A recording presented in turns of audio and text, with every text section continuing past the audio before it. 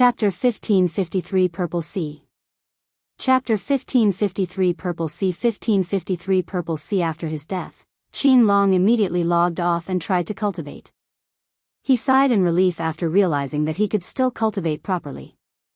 Even though the chances of becoming a cripple were only 1%, it was enough to stress any player out, much less someone like Qin Long. Damn it. What should I do? I cannot keep letting him get away with this. At this rate, he'll really cripple me. After pondering for a long moment, Qin Long suddenly thought of a good idea. Since nobody believes me that player Yuan is spawn killing me, I shall let the entire world witness it. If there were thousands of players watching, I doubt player Yuan would dare to kill me in front of so many people. This will allow me to get away safely. He went online and started another campaign. This time, he advertised his own demise, telling people to visit Nightwing City if they wished to see player Yuan spawn camping him. Sure enough, his antics were effective, and many players visited Nightwing City over the next several days. However, many of these players just wanted to see player Yuan and couldn't care less about Qin Long being killed. News agencies also sent people to witness player Yuan spawn killing, as it would give them something to talk about for a while. Soon, tens of thousands of players could be seen wandering Nightwing City. For days after his last death, Qin Long logged back into. Nightwing City was bustling with activity, with players thronging every corner, most of them hoping to meet player Yuan. After respawning, Qin Long shouted out loud, "Witness me." The players around him instantly turned their heads to look at Qin Long, and just as they finished turning their heads, several powerful attacks descended from the sky to attack Qin Long, instantly killing him. Qin Long was shocked by his swift death.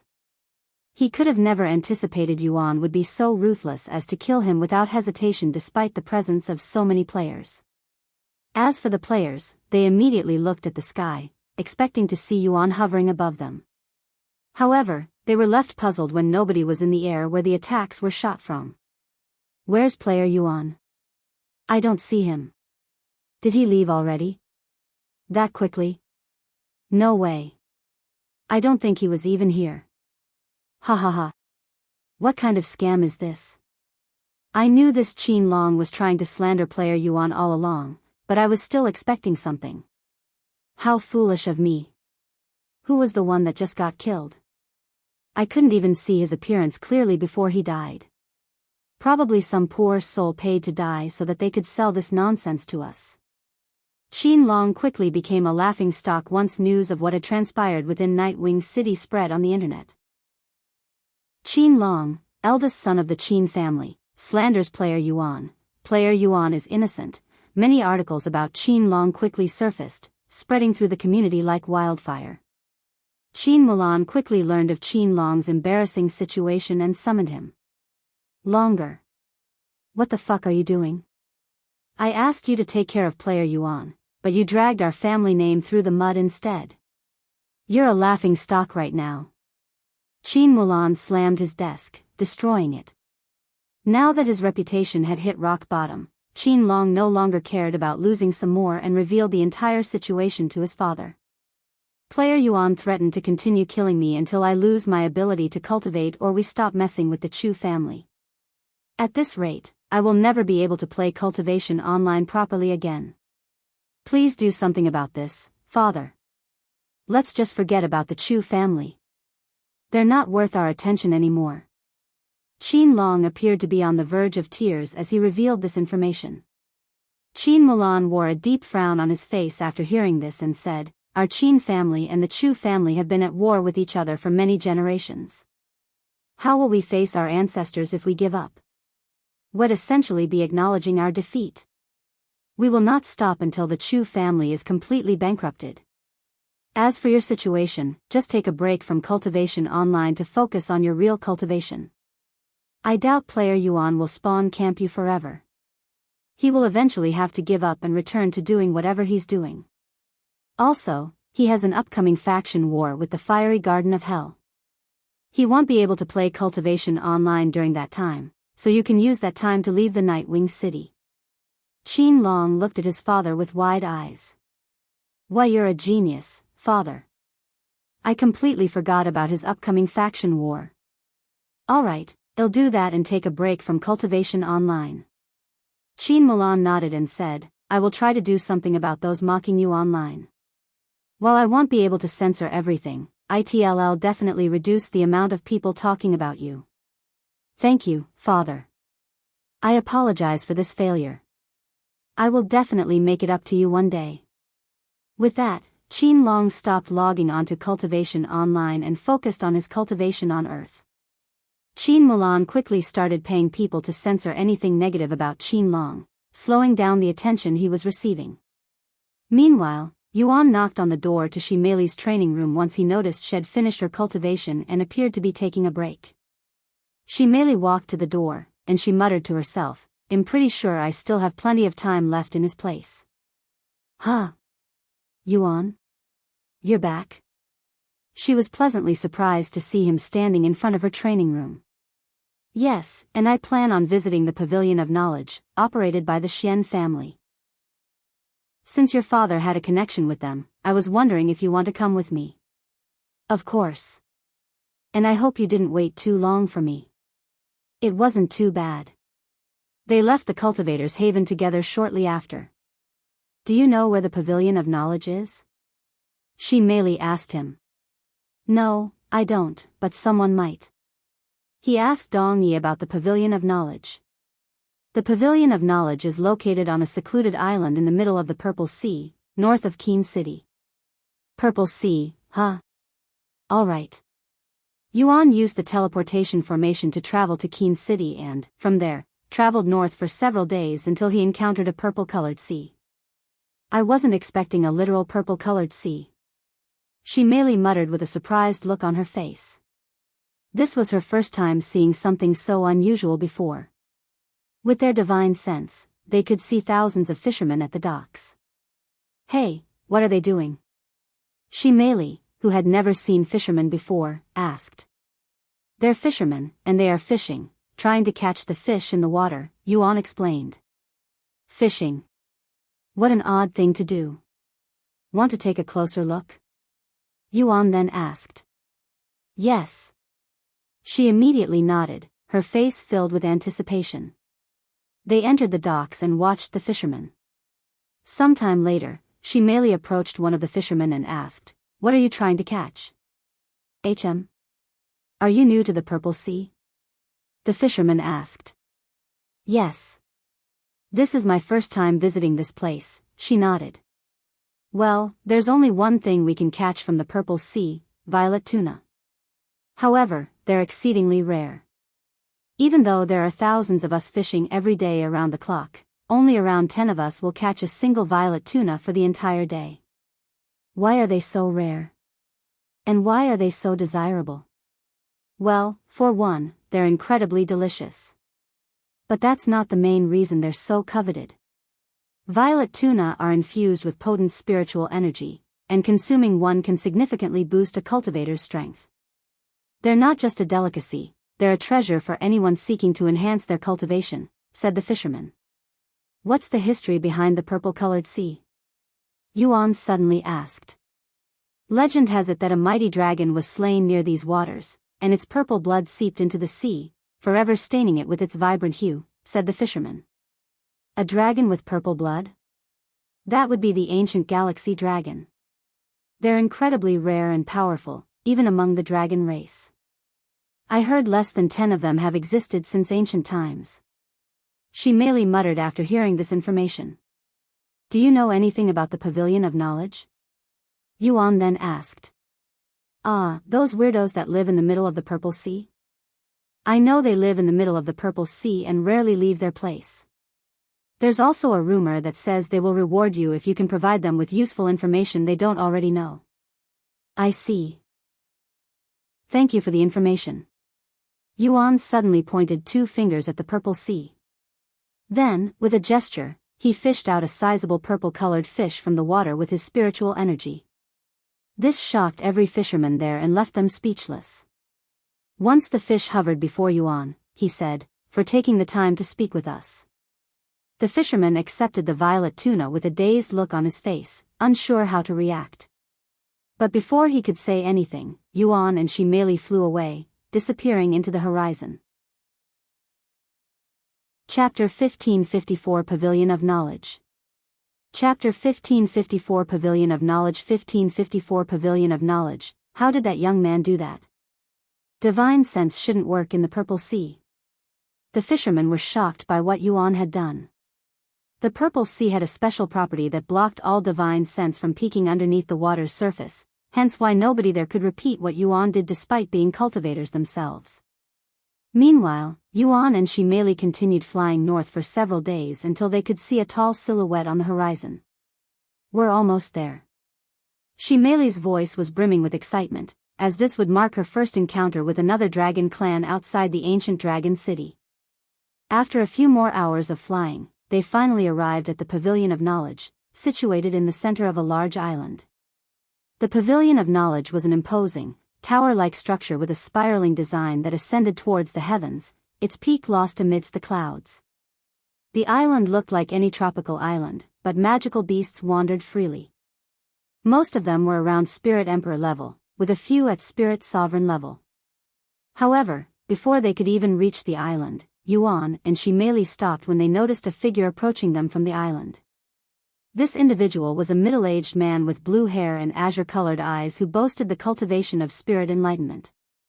Welcome to the Pavilion of Knowledge. I am Xian Wei, one of the 7 scroll elders here. How can we assist you today? When Xian Wei spoke, his gaze was mainly on Shimeli, almost as if he was aware of her dragon bloodline. I'm here to learn more about the Immortal Monarch, Yuan said. Xian Wei turned to look at him with a frown and replied, You want information on the Immortal Monarch? Not only are you not worthy, but you won't even be able to afford it. Shimeli frowned and said, Who are you to decide whether he's worthy or not? Any information on the Immortal Monarch is sacred and priceless, and our Pavilion of Knowledge does not accept money or treasures for payment. The only payment we accept is information of equal value, and there's no way in hell and nobody from the 4th heaven would have information as valuable as information on the Immortal Monarch. Xian Wei sneered. You're making a lot of assumptions, for a nobody. Shimeli sneered back. Xian Wei frowned and said, I showed you respect by personally coming out to greet you because I could tell you're of dragon bloodline, and this is how you treat me? You can leave now. The Pavilion of Knowledge will not serve you. If you want to show respect, you should have sent the head of this place to greet me. What is a mere servant's greeting worth? Shimeli shook her head, seemingly genuinely disappointed. Xian Wei's face darkened after being mocked as a servant by Shimeli. If you think I won't harm you because we have dragon blood flowing through our veins, you're sorely mistaken, Junior. Xian Wei roared. Oh, yeah. I'd love to see you try. Shimeli retrieved Furious Dragon and went into a combative position. Seeing this, Xian Wei merely released his cultivation base. How brazen of you, Junior. This senior shall teach you a lesson your parents never taught you today. Yuan shook his head at their situation before looking at the Pavilion of Knowledge and speaking, to the senior watching this, Are you sure you want to let them continue? Her surname is Shi, and her father's name is Shi Xingma. After hearing this information, the individual who had been watching them from the peak of the Pavilion of Knowledge experienced a great shock, causing him to fall back on his chair. Stop it, Xian Wei. A loud voice boomed the next moment, instantly halting Xian Wei's movements. He turned to look at the Pavilion of Knowledge with a puzzled expression on his face, and a silhouette approached them from the tower before he could even utter a word. This silhouette belonged to an elderly man with long white hair, a short blue beard, and azure-colored eyes shimmering with profound knowledge. He donned a black outfit adorned with a blue scroll-shaped symbol. Grandfather, what are you doing out here? And why did you stop me from punishing these rude juniors? However, the old man completely ignored him and respectfully bowed to Shimeli. I apologize for my grandson's lack of manners, young lady. May I have your name? Shimeli. Who are you, old man? Why you? How dare you address the master of the Pavilion of Knowledge as old man? Just shut up for a moment. The old man snapped at him before returning to smile at Shimeli. As he said, I am the master of the Pavilion of Knowledge and the previous patriarch of the Xian family who operates the Pavilion of Knowledge within the fourth heaven. My name is Xian Kun. Is it true that your father's name is Shi Xingma? He then asked. That's right. You know my father? Xian Kun nodded and said, I didn't just know him. Our Xian family used to serve the Shi family and his father, long before they entered the ancient dragon city. What? But they haven't left the ancient dragon city for millions of years. Why would they come out now? Xian Wei cried out loud after hearing this. Since you're out here, does that mean your father is also? Xian Kun asked, his eyes flickered with a hint of anticipation. Nope. I left the ancient dragon city by myself to travel with Yuan. She merely shook her head. Oh, is that so? Xian Kun immediately became dejected. I was hoping to speak with him again after so long. Anyway, let's go somewhere more comfortable and continue our conversation there, shall we? She merely nodded. Yuan and she merely proceeded to follow Xian Kun to the Pavilion of Knowledge. Grandfather, are you sure we can trust them? What if they're impersonating the Shi family? Xian Wei asked him through divine sense. Shut up, you idiot. You've never seen someone from the Shi family, so you wouldn't know, but I can tell that the young lady is definitely from the Shi family. I am confident enough to put my life on the line. I also expect you to give her a proper apology. Why are you treating her like you still serve the Shi family? We haven't worked for them since they went into hiding within the ancient dragon city. Xian Wei couldn't comprehend why they had to lower their heads to someone they used to work for. I bet our current standing isn't lower than the Shi family. You better watch your mouth, Xian Wei. If you think I won't hit you because you're my grandson, you can test me.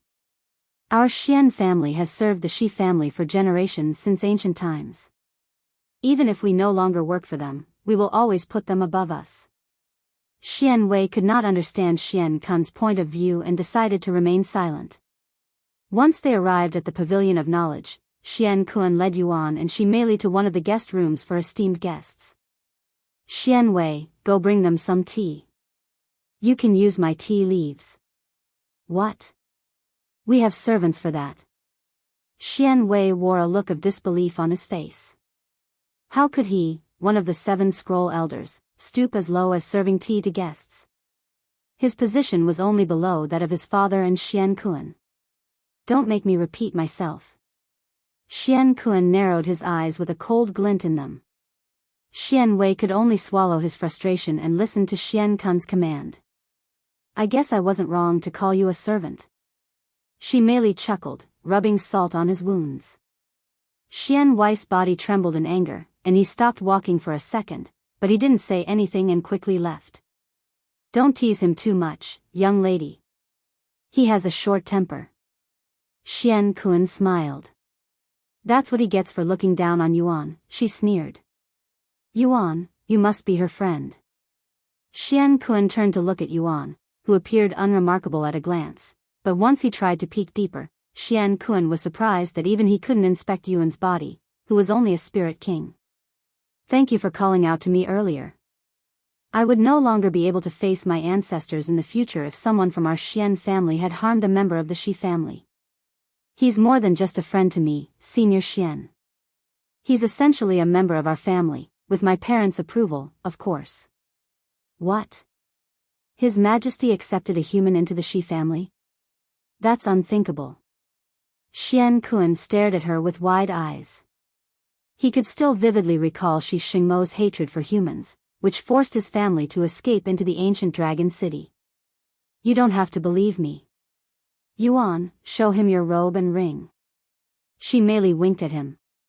Yuan nodded and retrieved the golden dragon robe and the dragon spatial ring, showing it to Xian Kun, who stood up from shock. The dragon spatial ring? And even the golden dragon robe? Heavens! I never thought I would see these precious items in a human's possession. He exclaimed. You have no idea how much he helped my Shi family. If it weren't for him, the Azure Dragon family would have ended our family's lineage. Shi Mei sighed. The Azure Dragon family? Those ambitious bastards tried to do something like that? Though, I can't say I'm surprised. They have always been hungry for power and authority, even before they moved to the ancient dragon city. Xianxia shook his head at this information. Chapter 1555 Pavilion of Knowledge, 2. Chapter 1555 Pavilion of Knowledge, 2, 1555 Pavilion of Knowledge, 2, Young Master, on behalf of the Xian family, thank you for helping the Shi family. Xianxia respectfully lowered his head at Yuan. Don't even mention it. I only did what was natural. Yuan smiled. Anyway, you're here for information on the Immortal Monarch, correct? Xianxia then asked. Yes, that's correct. I see. Unfortunately, as Xianwei had already said, any information on the Immortal Monarch is incredibly sacred to us, so even if you are with the Shi family, I cannot give you any information without payment. This is also a rule of the Pavilion of Knowledge I cannot break as its master. No, I completely understand. I never thought it was going to be free, anyway. If you provide me with new information on the Immortal Monarch, I will be willing to share information on the Immortal Monarch that you may not be aware of. That sounds fair, correct? Yuan said. Xianxia looked at Yuan with a doubtful gaze. Information on the Immortal Monarch was incredibly rare and not something that could be found within the fourth heaven in this day and age, after all. However, he only remained doubtful and didn't outright dismiss Yuan as a fraud. By the way, how does the Pavilion of Knowledge verify the information they're given? Xianwei suddenly asked. We have a treasure called the Heavenly Scroll of Validity. It can tell whether someone is being genuine or not, explained Xianxia. Sounds like my Grail of Truth. Yuan thought inwardly. While the Heavenly Scroll of Validity and the Grail of Truth had similar functions, they were actually very different. The Grail of Truth only had the capability to tell whether someone was lying or not, so it wouldn't be able to detect anything deeper than that. As for the Heavenly Scroll of Validity, it directly reads one's soul to tell if they are being genuine or not. If you truly wish to purchase information on the Immortal Monarch, we will need to verify your information before the Heavenly Scroll of Validity. Xianxia continued. I'll do it. Yuan nodded. Let's do it after we drink some tea. I'd like to chat more with the young lady here, as well. I don't mind. Xianwei returned sometime later with 3 cups of tea.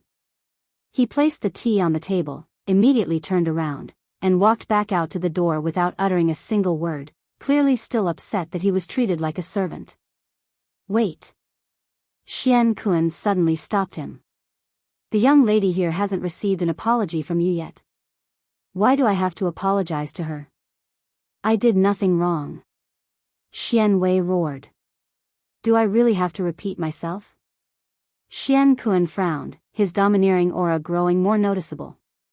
Xianwei's entire body trembled in anger, but he didn't dare to talk back. He turned to Xianwei and reluctantly lowered his head before stiffly speaking, I'm sorry. Apology accepted. Xianwei could have remained silent, but she thought it would annoy him more if she responded, and she was right. Xianwei stormed out of the room the next moment, his face flushed red. Now then. Young lady, can you tell me about your life in the ancient dragon city? And how is the Shi family faring nowadays? Xianxia asked.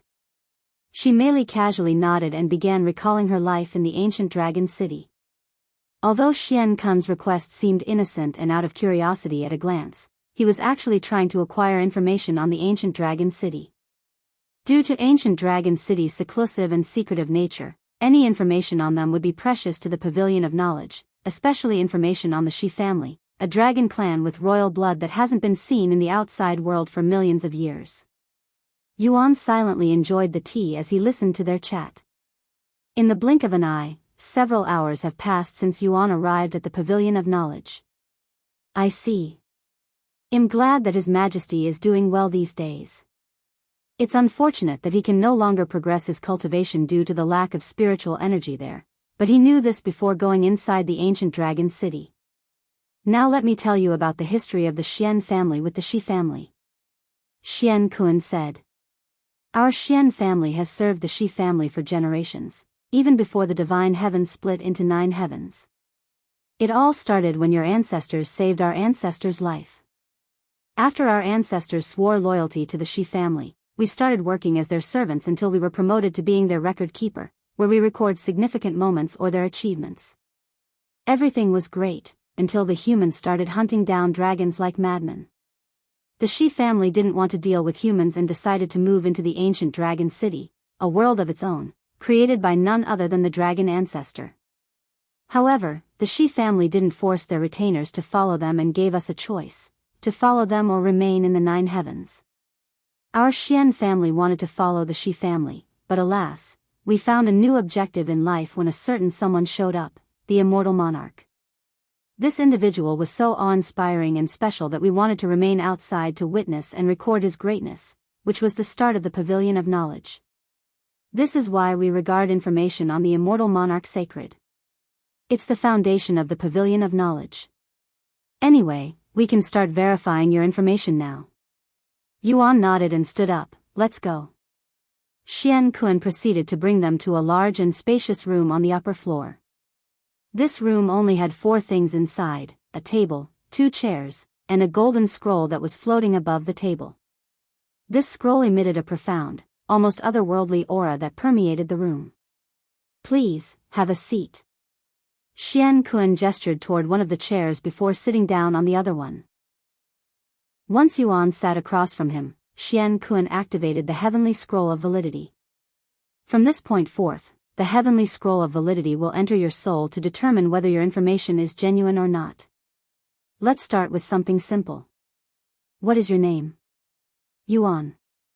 The very next moment, the Heavenly Scroll of Validity emitted a golden glow that made the room appear divine. Good.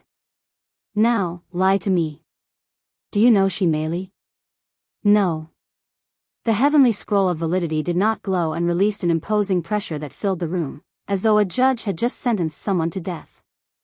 Last test. I won't ask you anything. Just tell me something. It doesn't have to be real, either.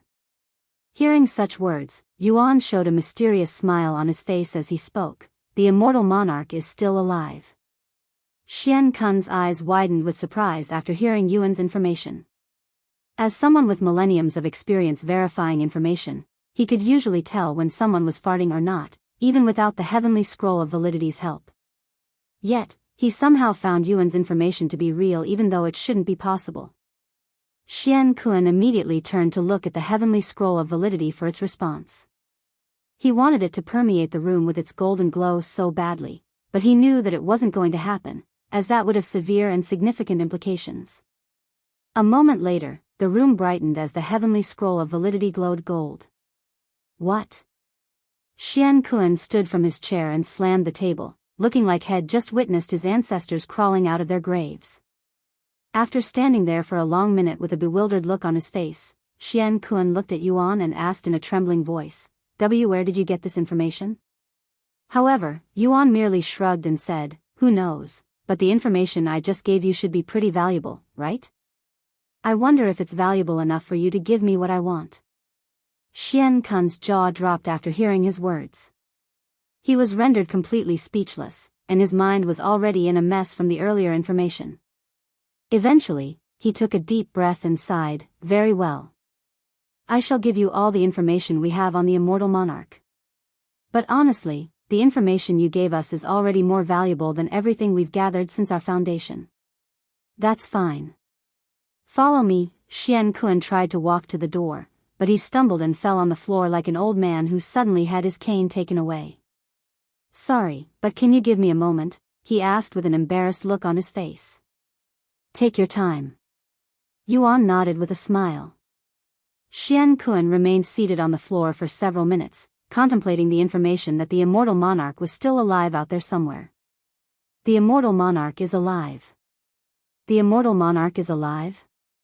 Why hasn't he made an appearance for so long? What about the 9 Divine Supremes? Just who is this young human? Xian knew Yuan was an extraordinary existence when he managed to visit the ancient dragon city and receive the Shi family's approval, but this was truly far beyond his expectations. This young man, could he be related to the Immortal Monarch? Perhaps his descendant?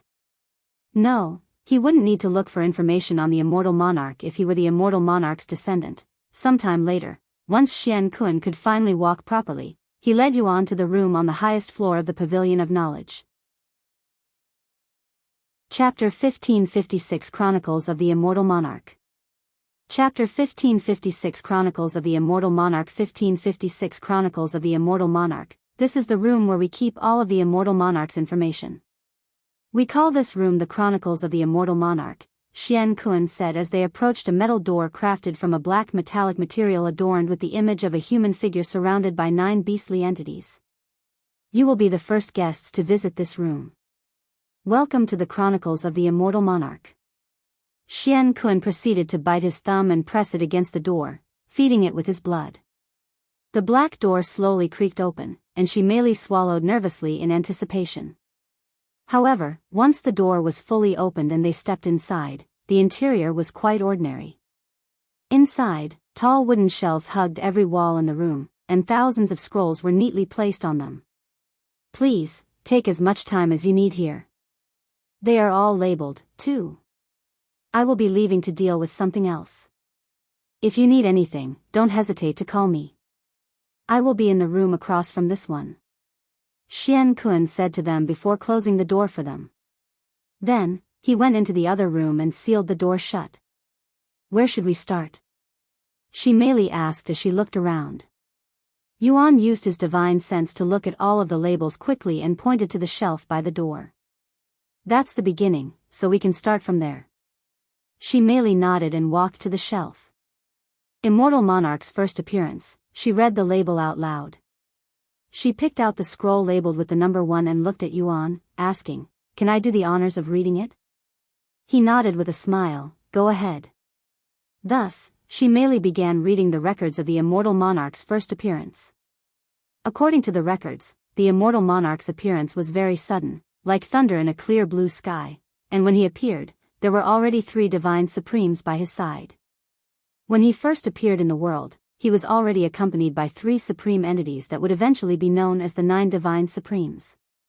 The first was Dragon Goddess Yao, also known as the Dragon of Origin, one of the first dragons to exist in the divine heavens alongside the Dragon Ancestor and the Great One.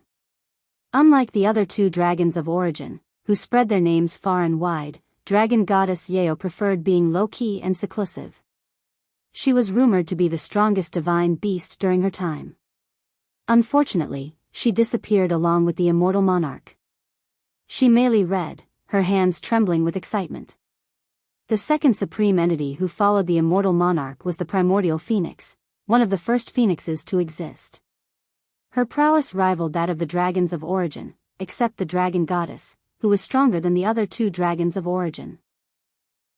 The Primordial Phoenix's body burned so intensely that she would set entire stars ablaze just by being in its vicinity. She was rumored to have true immortality, where she would not die even if her soul perished. She also disappeared alongside the Immortal Monarch. The third supreme entity that followed the Immortal Monarch was also the most mysterious and unique of the 9 divine supremes. Eater of Stars, once known as a natural calamity that devoured stars and everything unfortunate enough to enter its path as though it was her only purpose. We don't know her name or how the Immortal Monarch tamed an entity like her, but she was the most obedient of the 9 divine supremes. Almost everything about her is a mystery. From her origins to her true strength, they all remained unknown even after the Immortal Monarch's disappearance. The Eater of Stars disappeared alongside the Immortal Monarch but was spotted 900,000 years later. She had returned to being the abyss calamity she was once infamous for, devouring the stars and everything in the galaxy more intensely than before. However, there hasn't been any news of her since her initial re-emergence. Yuan's body trembled after learning that Eater of Stars had returned to her life before she met the Immortal Monarch, most likely because had perished and could no longer satisfy her insatiable hunger. He looked to the ceiling with a woeful frown on his face, wondering if she was still living such a harsh life in the starry sky. If she's still out there, I need to find her as soon as possible so she can live a normal life again. Yuan clenched his fists until they bled, his eyes filled with newfound determination. However, In order to traverse the starry sky without the help of treasures, one must at least be a golden immortal. As for treasures that allow one to traverse the starry sky, most of them are insanely expensive. The immortal monarch and these three supreme entities traveled the divine heavens for thousands of years with one goal: to stop the war between humans and beasts and start their coexistence. The first intervention by the immortal monarch was between the blood mastiffs and humans. Due to their highly desirable blood mastiffs were hunted by humans to near extinction. As revenge for his bloodline, the strongest blood mastiff, known as the Crimson Terror, went on a carnage and destroyed hundreds of human settlements and consumed countless humans. In order to calm the Crimson Terror, the immortal monarch had to fight with it. Their fight lasted 700 years until the Crimson Terror was defeated. After their fight ended, the Crimson Terror swore loyalty to the immortal monarch and became the fourth Nine Divine Supreme. Crimson Terror, he was the Lord's father. Yuan recalled what the Lord told him not long ago. Xianxia continued, after turning the Crimson Terror into his subordinate, the immortal monarch swiftly dealt with the humans hunting the blood mastiffs. He declared that if any humans hunted blood mastiffs solely to benefit from their existence, or any beasts, for that matter, he would personally wipe them out. This was the true beginning of his campaign to bring peace to humans and beasts. Over the next several thousand years, the immortal monarch stayed true to his words, killing humans that hunted beasts for their materials. As for beasts that hunted innocent humans for revenge, the immortal monarch also dealt with them. Countless humans and beasts died at the hands of the immortal monarch. In the end, the war between humans and beasts was forced to end by a third party with overwhelming power that could wipe out either side. The immortal monarch appeared to be a gentle and kind individual at a glance, but he was a true tyrant who made the world obedient with fear and power. However, he also made the world a better place by doing so. A tyrant. That was unexpected. Xianxia looked at Yuan, who also looked surprised by this information. He thought the immortal monarch had ended the war between humans and beasts through other means, but it turned out that he had simply forced it to end by making everyone fear him. To end the war by force, it may be a morally questionable method, but it was undeniably effective, Yuan sighed out loud. No, it may have been the only method. Xianxia suddenly said. Not just humans, but beasts can also be unreasonable beings. If you wish to have two objects that naturally repel each other joined together, it can only be done with force. Xianxia said. For example, attempting to make two magnets of opposite poles touch requires force, as their natural state is to repel each other. Yuan nodded, agreeing with her. Xianxia continued reading the scrolls. Once the war ended, the immortal monarch began working towards bringing humans and beasts together, something that could not be forced. In order to do this, he started with befriending the beasts to let them know that it was possible to coexist with humans. The immortal monarch started with the dragon clan due to his connection with dragon goddess Yao. The immortal monarch started from top to bottom, so he first met with the dragon ancestor, who he quickly befriended. Due to the dragon ancestor's immense influence in the dragon clan and with two of the three dragons of origin by his side, convincing the rest of the dragon clan required little to no effect. After gaining the dragon clan's approval, the immortal monarch sought the approval of the Great One. However, for reasons unknown, the Great One refused, even antagonizing the immortal monarch. Rumors suggested that the Great One was not on friendly terms with the other two dragons of origin and thus could not accept someone they already accepted. The immortal monarch and the Great One weren't on good terms with each other? Now that's another piece of information that I did not expect. Yuan muttered after hearing this information. He thought he had some kind of fate with the Great One at the beginning of his journey in Cultivation Online, but after their last interaction, their relationship with each other had become somewhat clouded. With this new information, his future relationship with the Great One became even more cloudy. It's a pity that we might be enemies in the future. I even learned Dragon's Gaze from him in this life. Yuan sighed inwardly. However, he didn't immediately consider the Great One an enemy, as there were still many uncertain things. Xianxia continued, one day, the immortal monarch and the Great One had a massive fight that shook the divine heavens, and they became sworn enemies since that day. Yuan became speechless. Chapter 1557 Chronicles of the Immortal Monarch, 2. Chapter 1557 Chronicles of the Immortal Monarch, 2. 1557 Chronicles of the Immortal Monarch, 2. Sworn enemies with the Great One? Now that's an achievement one can brag about. She merely chuckled at this information. The Great One was a supreme entity that stood at the pinnacle of the world. To be noticed by him was an honor beyond measure, and to be considered a sworn enemy was a mark of unparalleled distinction. Of course, whether that was a good thing or not was debatable. What do you think caused the fight? She merely looked at Yuan. He shrugged. I can't imagine. From my few encounters with him, I can tell that he's a very prideful and fulfilled individual. I cannot imagine someone like him would fight over something simple. She merely then said, I always thought the dragons of origin were close to each other since they were the first dragons to come into existence and might see each other as siblings, but I guess I was too naive. Don't siblings tend to argue with each other? Yuan, drawing from his own experiences, mused, although most of my time with you Ro was pleasant, there were moments when we had fought in the past. So, I would understand it if the dragons of origin had similar experiences. Sibling fights, huh? I totally understand. I am always butting heads with Murong. She merely chuckled. She continued reading the next scroll a moment later. After securing the Dragon clan's approval, the Immortal Monarch set his sights on the Heavenly White Tiger clan, a formidable yet relatively small clan renowned for their ferocity and tumultuous nature. Ranked as the 7th most powerful clan, their influence belied their size. The males, in particular, were notorious for their insatiable lust, a trait embedded deeply within their bloodline, which often led them into conflict with other clans. Although the females were not as lustful as the males, they were known to go to extreme lengths to acquire a partner once they fancied someone. Due to their nature, they did not make a good first impression, and the entire clan received a massive beating from dragon goddess Yeo when the males tried to go after her and the females tried to get overly friendly with the Immortal Monarch. Their leader, the Heavenly White Tiger God, was particularly affected. He was beaten so severely that he lost all sexual desire, becoming as pure and chaste as a monk. He would also become the 5th of the 9 divine supremes. Che. The Heavenly White Tigers. She merely sucked her teeth in an annoyed manner after being reminded of her encounter with Bai Shutao. The dragon goddess should have just killed all of them back then, she casually commented. She looked at Yuan and continued, by the way, how's Feng Feng's recovery? I've been feeding her my blood almost every day.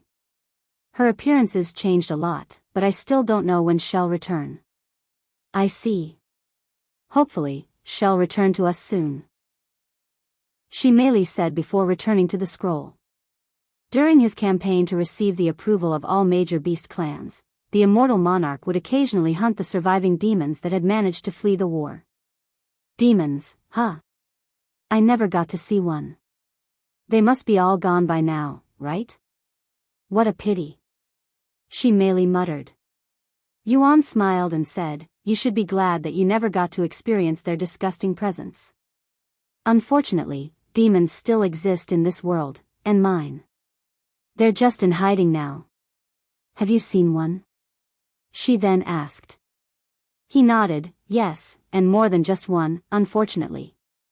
Then did you fight them? They're supposedly immortal, with an indestructible body. Their body is definitely destructive.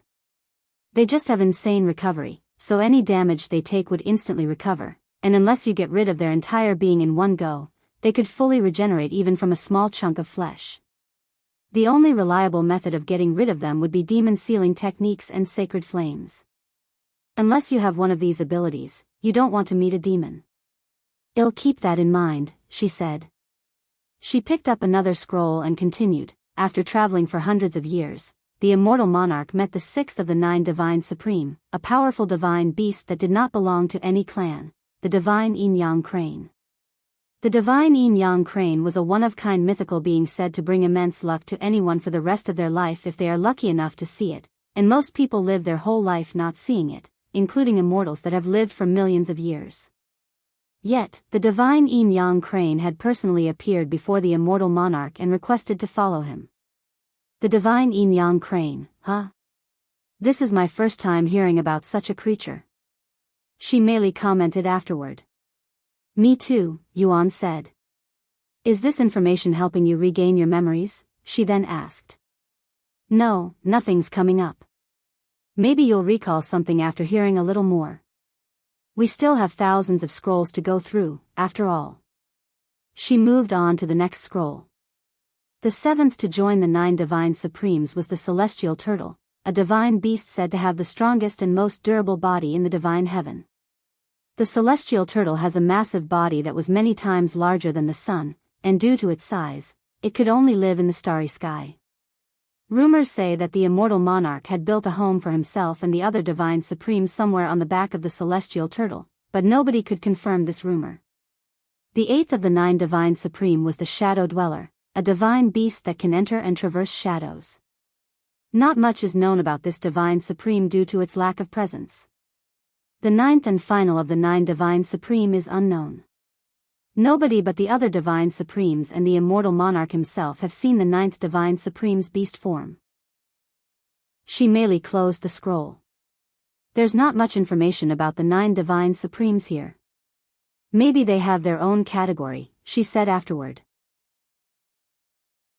Chapter 1558 Chronicles of the Immortal Monarch, 3. Chapter 1558 Chronicles of the Immortal Monarch, 3. 1558 Chronicles of the Immortal Monarch, 3. Although there were still thousands of scrolls left to be read, there were only a few scrolls left that focused on the immortal monarch's journey. The other scrolls were dedicated to miscellaneous information on the immortal monarch and his companions. After spending thousands of years convincing the beast clans that humans could coexist with them, the immortal monarch helped some of the beast clans settle around human settlements, allowing them to experience it firsthand. Of course, the humans weren't happy about having beasts as neighbors, but there wasn't anything they could do to get rid of them, as the beast clans were all protected by the immortal monarch, someone even the celestial emperor had to be respectful around. Eventually, after many decades of coexistence, humans and beasts grew accustomed to each other's presence. Gradually, they began to converse and build a sense of camaraderie, transforming from wary neighbors to unlikely allies. Unfortunately, not every beast clan managed to coexist with humans. The immortal monarch did not force this on either side and allowed the beast clans that did not want to be around humans to return to their original settlement. Eventually, the notion of humans coexisting with beasts became commonplace. Many beast clans lived alongside humans, collaborating to build thriving cities and communities, breaking down the barriers that once separated them. The immortal monarch, content with the harmony he had fostered, ceased his role as mediator between humans and beasts and vanished from the world. For several thousand years, his whereabouts and activities remained a mystery. When he finally reappeared several thousand years later, he seemed like a different person, transformed by the unknown experiences during his absence. His demeanor had shifted significantly. He appeared more serious, less approachable, and carried an aura of profound gravity. The cause of this transformation was unknown, but it was unmistakable. Not long after his return, the immortal monarch sought a private audience with the celestial emperor. At that time, no one thought much of his audience with the celestial emperor, as they were known to be quite friendly and had many conversations before. However, this time was different. For reasons unknown to anyone but the two, their conversation sparked a fierce battle that lasted 7 days straight. The celestial palace was flipped upside down and turned to ruins as a result. The celestial emperor survived, albeit heavily injured from the battle. As for the immortal monarch, he vanished once more, now branded a criminal. Despite this, the celestial emperor refrained from hunting him down, wary of the immortal monarch's immense power and the might of his 9 divine supremes.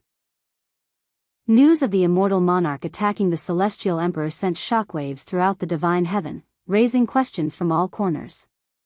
Speculations quickly followed, but with so little information to go on, most of these theories sounded like pure fantasy. After a few more thousand years of silence, the immortal monarch reappeared and confronted the celestial emperor once again, with all 9 divine supremes by his side this time. The celestial army was prepared to fight to the death to protect the celestial emperor, but to their surprise, the immortal monarch only uttered a few words to the celestial emperor before leaving. Yet, the celestial emperor's face remained etched with fear long after the immortal monarch had departed. The words uttered by the immortal monarch were only, "I control my own fate, nobody else." The immortal monarch vanished from the world after that, never to appear in public again. Shortly after his disappearance, a catastrophic event unfolded. The sky turned a bright red, as if painted with blood, and the divine heaven was split into 9 different realms, becoming what we know today as the 9 heavens. It's evident that the immortal monarch had something to do with the event, but nobody knew why, except for the celestial emperor. However, the celestial emperor remained silent despite being questioned by the entire world. She merely returned the scroll to the shelf with a bewildered look on her face, clearly taken aback by what she had just read. Even Yuan wore a pondering expression on his face. So the immortal monarch caused the divine heaven to become the 9 heavens, and it had something to do with the celestial emperor. I wonder what happened after he accomplished his ambitions that caused him to change so drastically. Yuan muttered to himself. Whatever happened, it was disastrous enough to split the entire world into pieces. She merely commented. Can you think of anything powerful enough to split the divine heaven? Yuan asked. She merely pondered for a moment before shaking her head. While a cultivation god may have enough power to destroy the world, splitting the divine heavens into several pieces while keeping the world intact is a different story. Maybe a treasure? I have no clue, honestly. What do you think? She then asked. It was most likely a fight that caused it. As for the immortal monarch's opponent, there's too little information to go on, so I cannot imagine. A fight? The immortal monarch had the 9 divine supremes, who were considered the most powerful entities in the world, each strong enough to rival a cultivation god. I cannot imagine an opponent the 9, 10 of them couldn't defeat even working together. She merely shook her head, finding it hard to believe anything could defeat the 9 divine supremes when even the celestial emperor was powerless before them, not to mention the immortal monarch himself. Yuan couldn't argue with Shimeli's logic. However, he couldn't shake the feeling that it was definitely a fight that caused it. Suddenly, a particular term appeared inside Yuan's head. Outer God. He recalled the Black Death uttering this word for some reason. What if there are existences out there that defy the laws of this world, with power that surpasses the 9 divine supremes? He wondered inwardly. It wouldn't be the first time something extraordinary existed beyond their knowledge. Take Earth and Cultivation Online, for example. If it weren't for Cultivation Online, Yuan might never have discovered the existence of the 9 heavens, a realm far beyond their world's understanding and reach. Chapter 1559 Chronicles of the Immortal Monarch, 4. Chapter 1559 Chronicles of the Immortal Monarch, 4. 1559 Chronicles of the Immortal Monarch, 4. Well, that's all for the Immortal Monarch's journey. The rest of the scrolls seemed to focus more on his companions and the places he had visited than the person himself. She merely said as she looked at the other shelves. Let's check out the information on the 9 divine supremes, he said. She merely nodded and excitedly walked to the shelf with a sign that read Dragon Goddess Yao. Dragon Goddess Yao, one of the first dragons to exist, was also known as the Dragon of Origins. Beyond Dragon Goddess Yao and the other 2 dragons of origin, the exact order in which the 3 dragons of origins came into existence remains unknown. Although she is typically in seclusion, slumbering far away from any settlement, whenever she wakes up from it, she would always find someone to spar with, earning her the nickname of Supreme Tormentor. Dragon Goddess Yu's cultivation reached the equivalent of cultivation god sometime past the evil god's era. Rumor has it that she was the first entity to reach such a profound cultivation. We didn't learn of this until she started traveling with the immortal monarch. However, she was someone who got envious easily, especially when it concerned the immortal monarch, and would occasionally throw tantrums. Yuan smiled at this information and recalled the little tantrum she had thrown at the Dragon's Spiral Mountain. The scrolls went on to talk about Dragon Goddess Yu's history, at least the ones publicly known. Due to Dragon Goddess Yu's seclusive nature, not much was known about her in her earlier days, especially before she met the immortal monarch. According to those who fought with her, Dragon Goddess Yao had a remarkably simple routine. She would either slumber or spar with others. If she wasn't napping in the starry sky, she was bullying someone. If she wasn't bullying someone, she was sleeping. After meeting the Immortal Monarch, Dragon Goddess Yao only slumbered whenever the Immortal Monarch entered seclusion, and she would only pick fights with those who tried to get too close to him. It was quite obvious that Dragon Goddess Yao fancied the Immortal Monarch, but nobody was bold enough to say it out loud, not even the other Divine Supremes. After spending several hours on Dragon Goddess Yu's information, she merely went on to read about the Primordial Phoenix. The Primordial Phoenix was perhaps the only divine beast who walked amongst the humans before the Immortal Monarch's influence. She had her own business, selling treasures she acquired, amassing a fortune rivaling even the Great One, who was known to hoard treasures like a madman. The Primordial Phoenix didn't spend as much time as the others with the Immortal Monarch and only showed up occasionally whenever she got bored or was needed, like that time when the Immortal Monarch visited the Phoenix clan. The Primordial Phoenix is highly competitive and is often seen butting heads with Dragon Goddess Yao. Eater of Stars was next on Shimeli's reading list, but her shelf was quite empty when compared to the others, with one exception, the 9th member of the 9 Divine Supreme. Most of the information on the Eater of Stars was about her past before she met the Immortal Monarch. Besides Dragon Goddess Yao, she spent the most time with the Immortal Monarch, to the point where it was nearly impossible to see the Immortal Monarch without her somewhere around him. The Eater of Stars was especially protective of the Immortal Monarch. If she perceived any threat to him, no matter how minor, she would immediately become aggressive, ready to unleash her wrath on anyone who dared to harm him. Nobody but the 9 Divine Supreme knew this, but the Immortal Monarch kept her hunger satisfied with his own blood, so it was only natural for the Eater of Stars to be protective of him since he was the reason she could live a normal life. After finishing the scrolls on Eater of Stars, Crimson Terror was next. Despite the nickname he was given, Crimson Terror wasn't born a killer.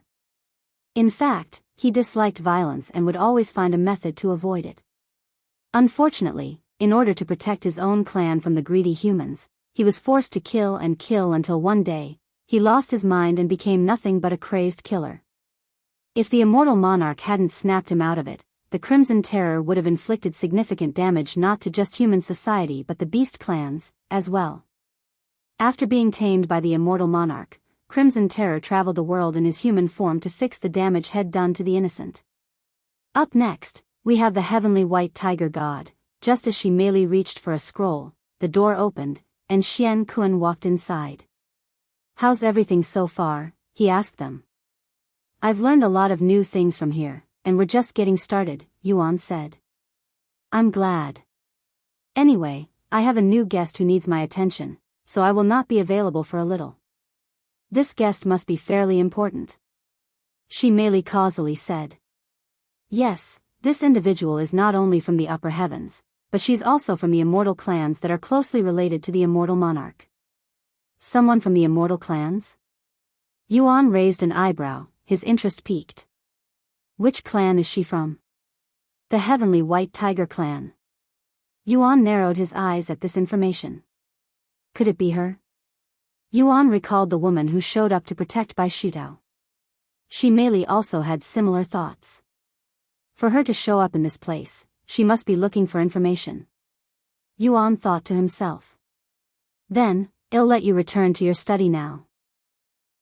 Xianxia closed the door and went downstairs to meet this individual while Yuan and Shimeli returned to reading scrolls.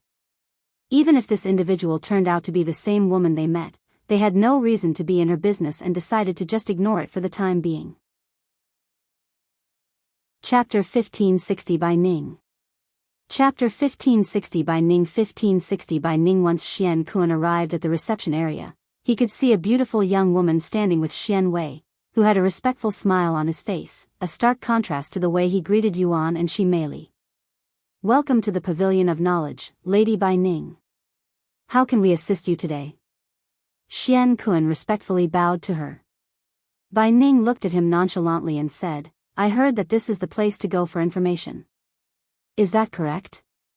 "That depends on the type of information you're looking for, but generally, yes. We have information on pretty much everything, including information that is normally only available in the upper heavens." Xianxia spoke with confidence. The Pavilion of Knowledge gathered information from not only the fourth heaven but also all the other heavens. They achieved this by contacting other information-gathering agencies in the upper heavens and sharing information with each other. Good. I am looking for someone, Bai Ning then said. She continued as Xianxia raised an eyebrow. This individual has long golden hair and golden eyes, a unique scent that does not belong to any beast clan that I know of, but his aura did resemble that of the dragon clan slightly. He wields a golden soul weapon shaped like a spear that can easily penetrate spiritual energy. He might have a habit of wearing masks. Oh, he's also immensely talented, being able to fight even spirit enlightenment despite being a mere spirit king. Xianxia wore a look of disbelief on his face after hearing the description of someone who sounded like pure fiction to him. A spirit king that can fight spirit enlightenment? That doesn't sound feasible at all. Xianwei subconsciously uttered this after hearing such a ridiculous claim. Bai Ning narrowed her eyes at him and sneered, "Are you calling me a liar?" "And not at all. But how can you be sure this information is correct?" "Because I encountered and fought him myself in the third heaven. Not only did he match my strength, but he also humiliated my little brother, who had to unseal his cultivation to spirit enlightenment. Even then, it wasn't enough. A spirit king from the third heaven was able to match you? That sounds ludicrous, but since it's coming from you." Xianxia swallowed nervously. He began pondering seriously, but nobody that fit the description came to mind. There's no way a genius like that would go unnoticed. In that case, he must be a newcomer. Do you have any more information on this individual? Xianxia asked. Bai Ning recalled every little detail Bai Shutao told her to Xianxia, who listened with great interest. I see. Truly a fascinating individual. As for that spear you mentioned, once Xianxia was given more details on the soul weapon wielded by this individual, he immediately thought about the dragon's soul, something the Shi family had in their possession even before they entered the ancient dragon city. A soul weapon that sounds like the dragon's soul, and with the young lattice recent emergence. Is this just a coincidence, or? Xianxia wondered inwardly, not daring to rush any conclusions. Oh, one more thing. This masked individual had some weird technique. Right when I was about to strike him, he shouted halt at me in a commanding tone, and as though I was his servant, my body obeyed even though my mind rejected it. Bai Ning suddenly said. What? Xianxia frowned upon hearing this, and he asked, "Can you repeat that one more time? And how you felt in more detail?" Bai Ning closed her eyes and recalled the moment her body stopped working.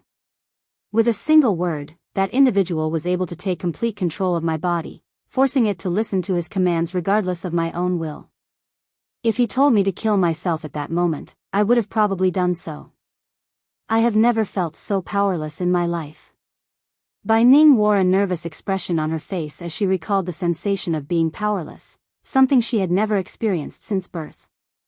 Xianxia swallowed nervously and took a deep breath before speaking. I don't want to startle you or anything, Lady Bai, but what you described sounds exactly like an authority, something only the purest of royal bloodlines can wield. What? Bai Ning frowned upon hearing this and said, You mean to tell me this individual has the authority to command the heavenly white tiger's bloodline when we are already the purest of our bloodline? That's nonsense. The heavenly white tiger clan already stood at the peak of their bloodline, so it was impossible for another bloodline to have the authority to command them. In that case, I can only think of one possibility, even though it may sound even more ridiculous than the last. Xianxia's body trembled at this thought. What is it? Bai Ning urged. After taking a deep breath, Xianxia muttered in a shivering voice, Immortal Monarch's dominion. That's the only authority that could possibly surpass the heavenly white tiger's authority. Are you insane? Bai Ning suddenly roared, her voice filled with anger. You dare suggest that the Immortal Monarch is still alive and that the person I fought was him? Just the thought of raising a finger against the Immortal Monarch left Bai Ning in utter disgust and anger, as she would rather die than do such a thing. Even if the Immortal Monarch were alive, he wouldn't be a spirit king. Moreover, why would the Immortal Monarch be bullying my little brother?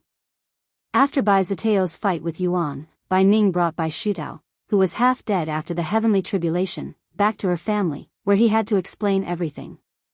However, Bai Shutao gave a fake story, so Bai Ning was still unaware of the whole situation and thought Yuan was just targeting the Heavenly White Tiger clan for whatever reason.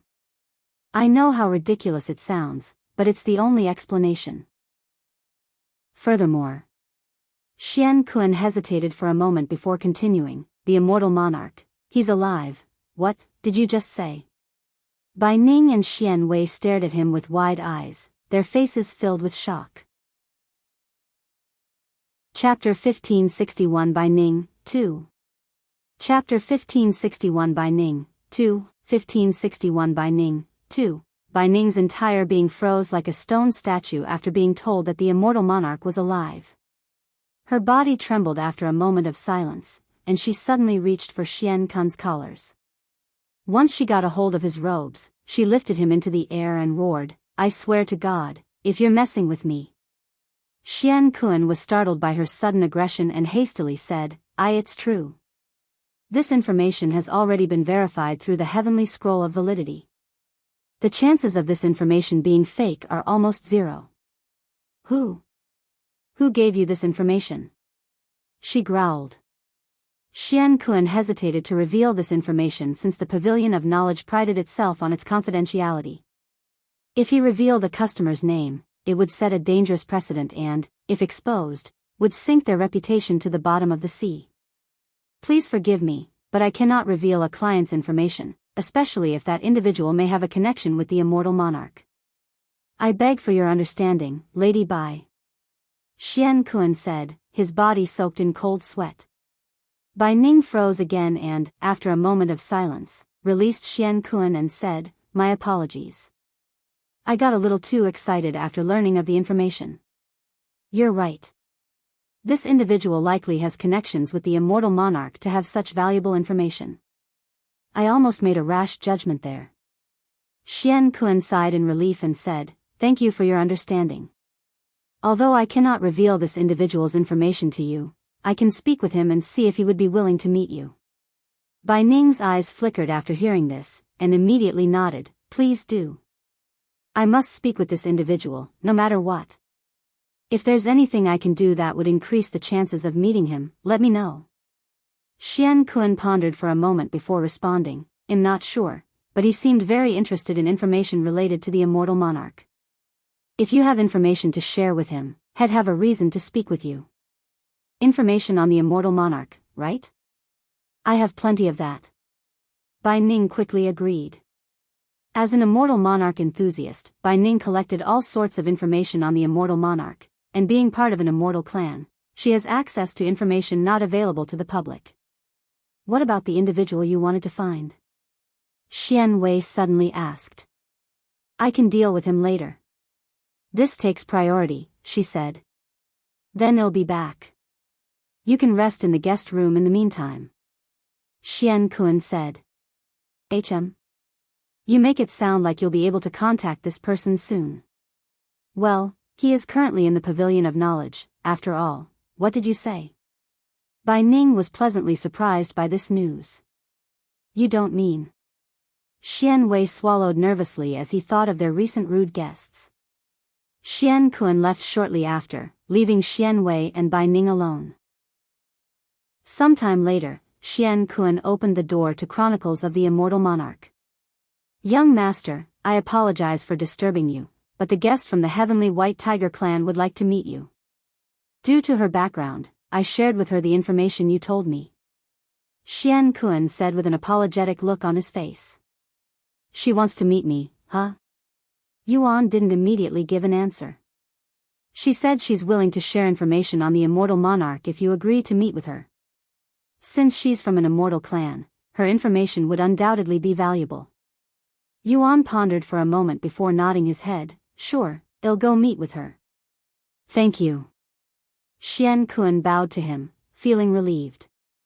She merely placed the scroll in her hands down and asked through divine sense, should I come with you? No, I can speak with her alone. She might also recognize you. Yuan said. All right. She merely nodded. Yuan left the room while she merely continued to read the scrolls. Sometime later, Xianxia brought Yuan to Bai Ning. The moment Bai Ning saw Yuan, she raised an eyebrow. She didn't recognize Yuan but felt like they had met somewhere. "Hello, I am Bai Ning of the Heavenly White Tiger clan. How should I address you?" Knowing that he might be connected to the Immortal Monarch, Bai Ning spoke to him in a respectful tone. "Yuan," he said. "I heard you wanted to speak with me." "What is this about?" he then asked. "I heard from Xianxia here that you were the one who told him the Immortal Monarch is alive. If you don't mind me asking, how did you acquire this information?" "I will share with you everything I know about the Immortal Monarch. In case you don't know, the Heavenly White Tiger God, our ancestor, was one of the 9 divine supremes that followed the Immortal Monarch, so we know more than most. I don't mind telling you, but can you tell me what you plan on doing with that information first?" Yuan said. "What I plan on doing?" Bai Ning raised an eyebrow, as she hadn't thought about it yet. If the Immortal Monarch is truly alive, I want to meet him," she responded in a low voice after a moment of silence. "And what are you going to do once you meet him?" Yuan continued to ask. "I will serve him just as the 9 divine supreme had." "That is my dream," she answered with a serious expression on her face. "And what if he refuses?" "That's..." Bai Ning was left speechless. "I haven't thought that far, but I will not give up even if it's the last thing I do." Yuan remained silent for a moment before speaking. "If you want to meet the Immortal Monarch that badly, I can let you meet him." "What?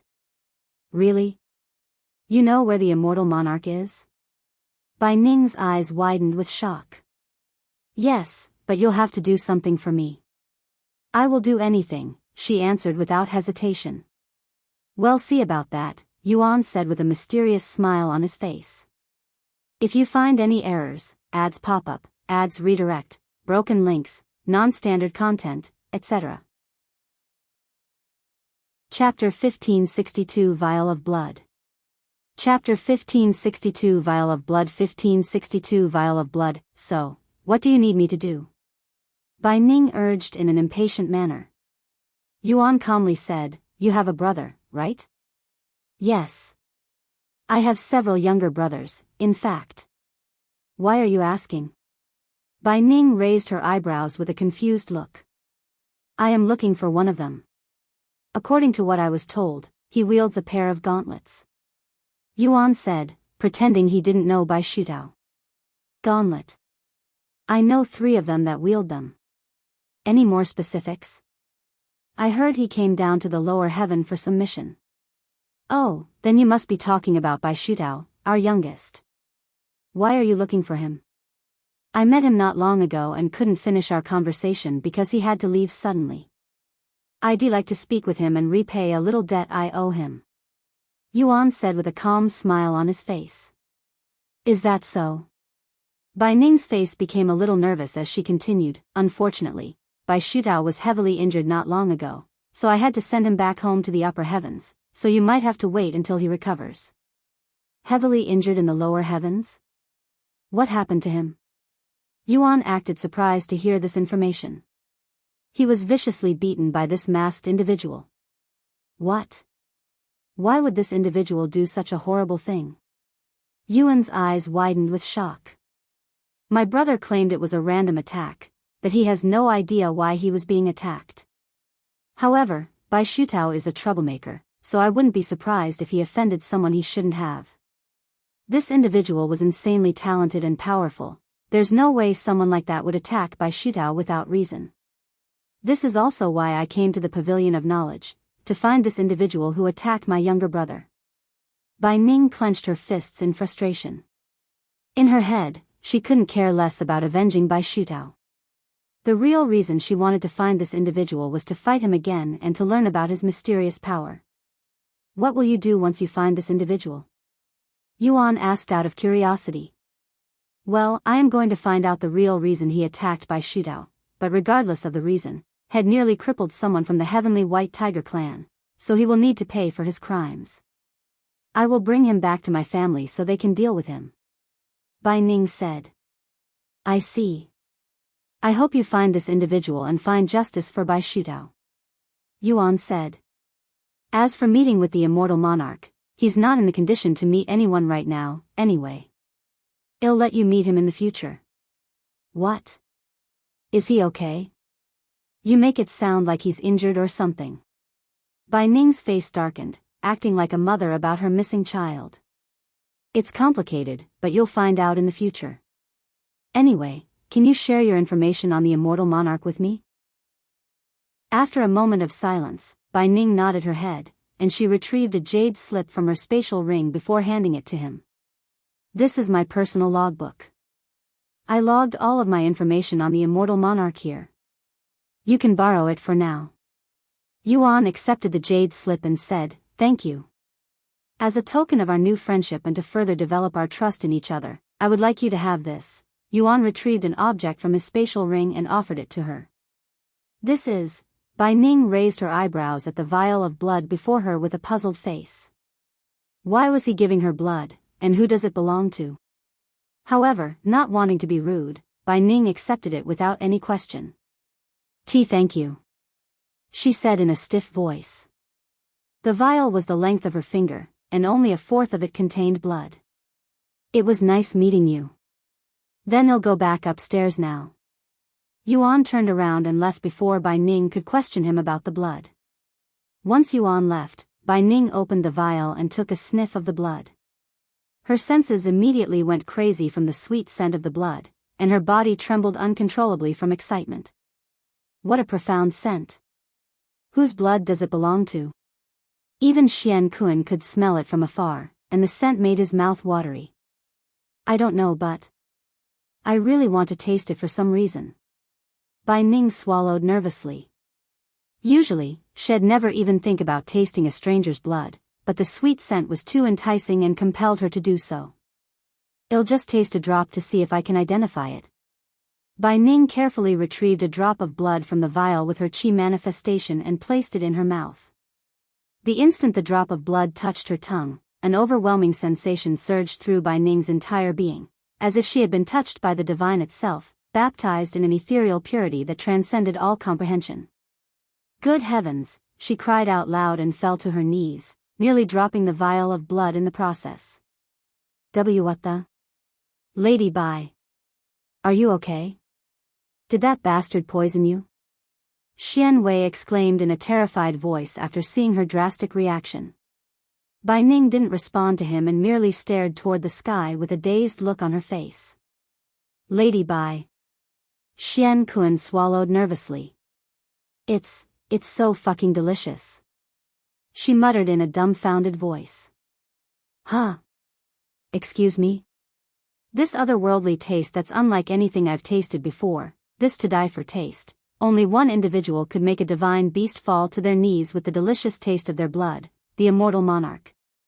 This blood definitely belongs to the Immortal Monarch. Bai Ning exclaimed as she came to a realization. The Immortal Monarch's blood? Impossible. Xianxia cried out loud, his voice filled with disbelief. If you find any errors, ads pop up, ads redirect, broken links, non-standard content, etc. Chapter 1563 Immortal Monarch's Blood. Chapter 1563 Immortal Monarch's Blood. 1563 Immortal Monarch's Blood. Both Xianxia and Xianxia looked as though they just witnessed their ancestor's ghost after hearing Bai Ning's words. Lady Bai. I don't mean to doubt you, and I apologize in advance for saying this, but could you be mistaken? Xianxia said in a nervous voice. Mistaken? Me? Impossible. Although I have never tasted the Immortal Monarch's blood before, I have read enough about it to recognize it if I ever tasted it. This blood is, without a shadow of a doubt, the Immortal Monarch's blood, and I am willing to bet my life on it. Bai Ning spoke with confidence. If you're that certain. Xianxia stared at the vial of blood and swallowed nervously. He didn't wholly believe Bai Ning, but it wasn't as though he could make her use the scroll of validity, as that would basically tell her he didn't trust her. However, if there's even 1% that the blood genuinely belonged to the Immortal Monarch, he wanted it.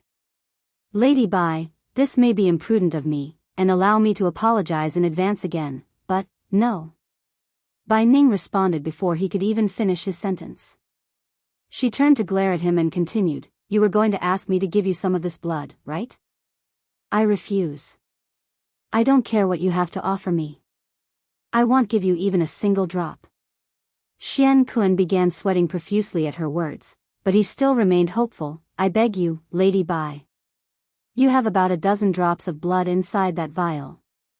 Can't you just spare a single drop for this old man? It would mean the world to me." Bai Ning sneered and said, "I'll think about it if you can find me the individual who attacked Bai Shutao." Xian Kun's jaw dropped. After a moment of silence, he sighed out loud, "I'll be blunt, Lady Bai. It's almost impossible to find someone like that with so little information. The only thing we know about this individual is that he's a genius who can fight multiple realms above his own cultivation and that he wields a golden spear that can penetrate spiritual energy. And there's a high probability that he's from the Dragon Clan." Bai Ning quickly added. Xian Kun sighed again, "I will ask my informants in the third heaven to see if they have any information. It might take a couple of days for a response." "That's fine. I planned on staying here a little longer, anyway." Bai Ning nodded as she looked at the upper floors of the tower. Meanwhile, Yuan returned to Shimei's side. "How'd it go? Did she recognize you?" Shimei asked. He shook his head, "No, but I got the feeling that she finds me familiar." "What did you talk about?" "It was over pretty fast, too. It wasn't much. She asked me how I knew about the Immortal Monarch being alive." "So, did you lie to her?" "No, I didn't lie. I didn't even tell her anything."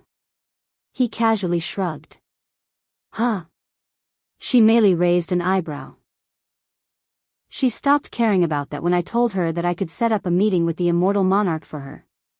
"And you intend on keeping your word?" "Of course, but she'll need to do something for me first. I wasn't able to kill Bai Shutao back then, so I'm giving her the chance to set up another meeting for me." Shimei's jaw dropped at his words. "And then what? You'll reveal your true identity after killing Bai Shutao in front of her?" "Pretty much. That's pretty cruel. I wonder how she'll react," she muttered. Yuan smiled and said, "I get the feeling that she'd do anything for the Immortal Monarch. I don't doubt she'd even kill her own brother if the Immortal Monarch told her to." "Then you might as well do just that. At least that'll save you some energy." "No, I won't feel satisfied unless I squeeze Bai Zetao's life away with my own hands for attacking you and Feng Feng." "Are you sure you want to do that? He's a descendant of the heavenly white tiger god, one of the 9 divine supremes. I won't blame you for forgiving him."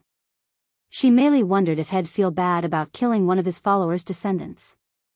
It's not like he's the heavenly white tiger god's son, or even grandson. If the heavenly white tiger god were here, he'd probably kill Bai Shutao before I could even get to him. Yuan shook his head. "You make a fair point." Shimei mumbled with a look of realization. "Anyway, I'll deal with it when we get there. For now, let's check out the information that the woman gave me from meeting her." Yuan retrieved the jade slip and began reading its contents. Half of the information in the jade slip talked about the heavenly white tiger god's achievements during his time as one of the 9 divine supremes. The other half was mostly scattered information about the Immortal Monarch, such as potential hobby, his height, his woman type, and how delicious his blood tasted. There's not much in here that I don't already know, but there is some useful information about the heavenly white tiger god and their heavenly white tiger clan, Yuan muttered after reading all the information, feeling as if he had just perused the diary of a love-stricken teenager. The text was filled with effusive praises for the Immortal Monarch, offering more adulation than substantial information. "Most of the information left in this room are rumors rather than actual facts," said Shimei. Yuan nodded and said, "Then let's read through them quickly and leave." A few hours later, a familiar voice resounded inside Yuan's head, "My liege, I have found this immortal you're looking for." "Oh? Where are they?" "They are actually very close to your current location, hiding on a remote island in the middle of the Purple Sea," Dong Yi said. "Perfect."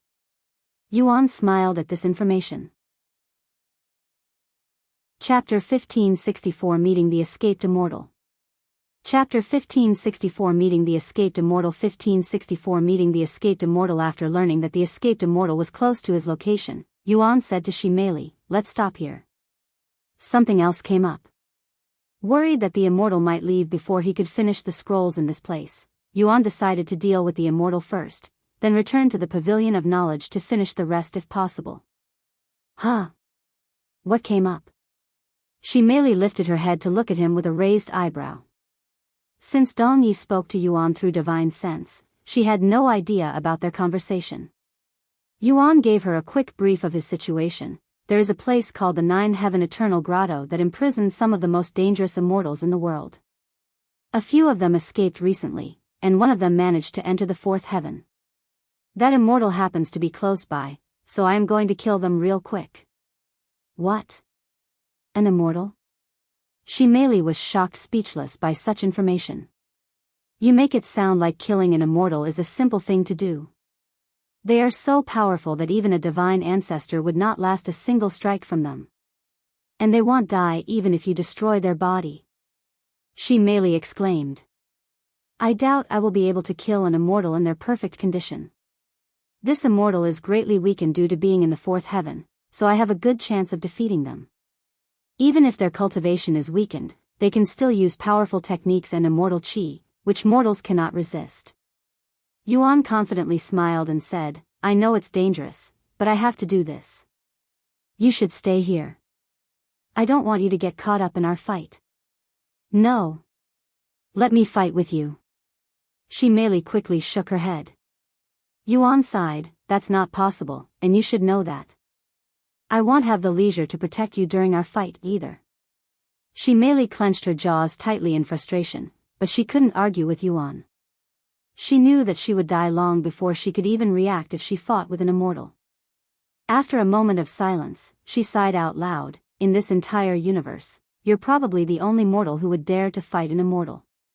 But that's also what I like about you. Don't die on me, Yuan. I promise you that I'll return. Yuan nodded with a serious face. He left the room shortly after while Ximeli remained inside. Are you leaving already? Yuan encountered Xianxia on his way out. I'll be leaving for a little, but I'll be back. Ximeli will stay here. Yuan said. Is that so? By the way, that vial of blood you gave to Lady Bai, do you have more? Even a single drop is enough. If so, I'd like to purchase it from you. Xianxia decided to try his luck with Yuan since it might be impossible to get Bai Ning to part with her supply. Yuan shook his head and said, sorry, but that's all I have. Is that so? Xianxia wore a dejected expression on his face, looking like he'd been rejected by the love of his life. After leaving the Pavilion of Knowledge, Yuan asked Dong Yi for directions to the escaped immortal. If you fly southwest, you should arrive at a small island in 3 days. The escaped immortal is hiding there. Dong Yi said. All right. Without hesitation, Yuan started flying toward the southwest. 2.5 days later, he could see a small island on the horizon. This island had a small mountain on it, and it was surrounded by purple trees. Yuan didn't want to alert the immortal with his divine sense, so he restrained from using it on the island.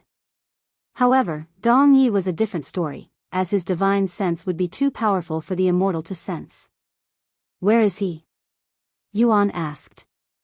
Hidden in one of the mountain caves.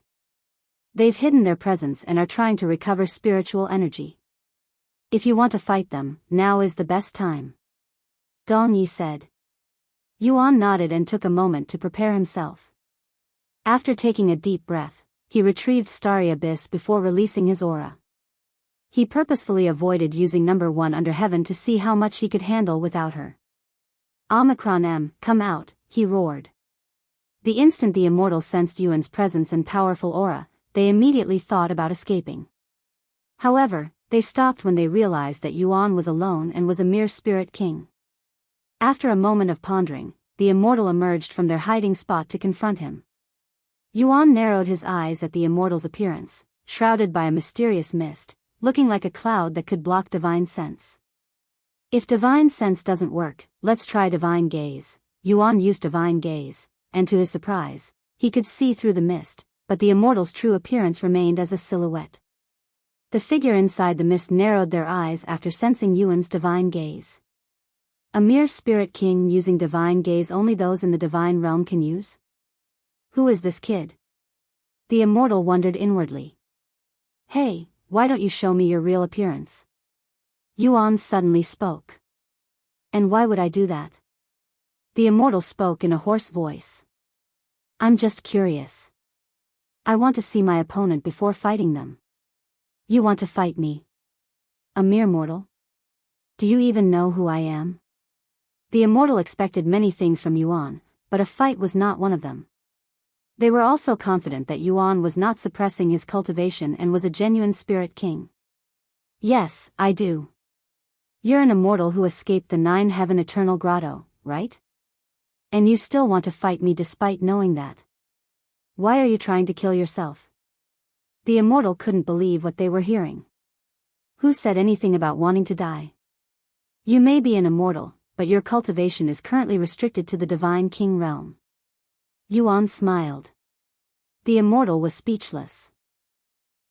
They couldn't fathom how Yuan could talk so confidently before someone several realms above his own strength. To think I'd be looked down upon by a mere mortal, ha ha ha. The Immortal suddenly laughed out loud. Very well. I shall teach you the difference between a mortal and an immortal today, at the cost of your insignificant life. The Immortal roared, his aura skyrocketing the next second. Chapter 1565 Fighting the Escaped Immortal. Chapter 1565 Fighting the Escaped Immortal. 1565 Fighting the Escaped Immortal. When the Immortal released their cultivation, Yuan barely felt its pressure. However, they didn't release all of it, and it only went up to spirit enlightenment. The Immortal never intended to fight Yuan with their full power, thinking it would be an overkill. Moreover, they were still hiding from the pursuers from the upper heavens. If they released their full cultivation, the pursuers would definitely find them in a heartbeat. There's no need to expose my location just to kill a mere mortal. It'll end this before he can even realize what had killed him. The Immortal laughed inwardly before they flew at Yuan with immense speed. Seeing that the Immortal had no intention of fighting him with their full strength, Yuan smiled and said, "You'll also regret underestimating me." Although the Immortal was going easy on him, Yuan didn't have the leisure to go easy on the Immortal. The Immortal, still with the appearance of a floating cloud, flew at Yuan. Yuan immediately used Divine Gaze to see how the Immortal was going to attack him.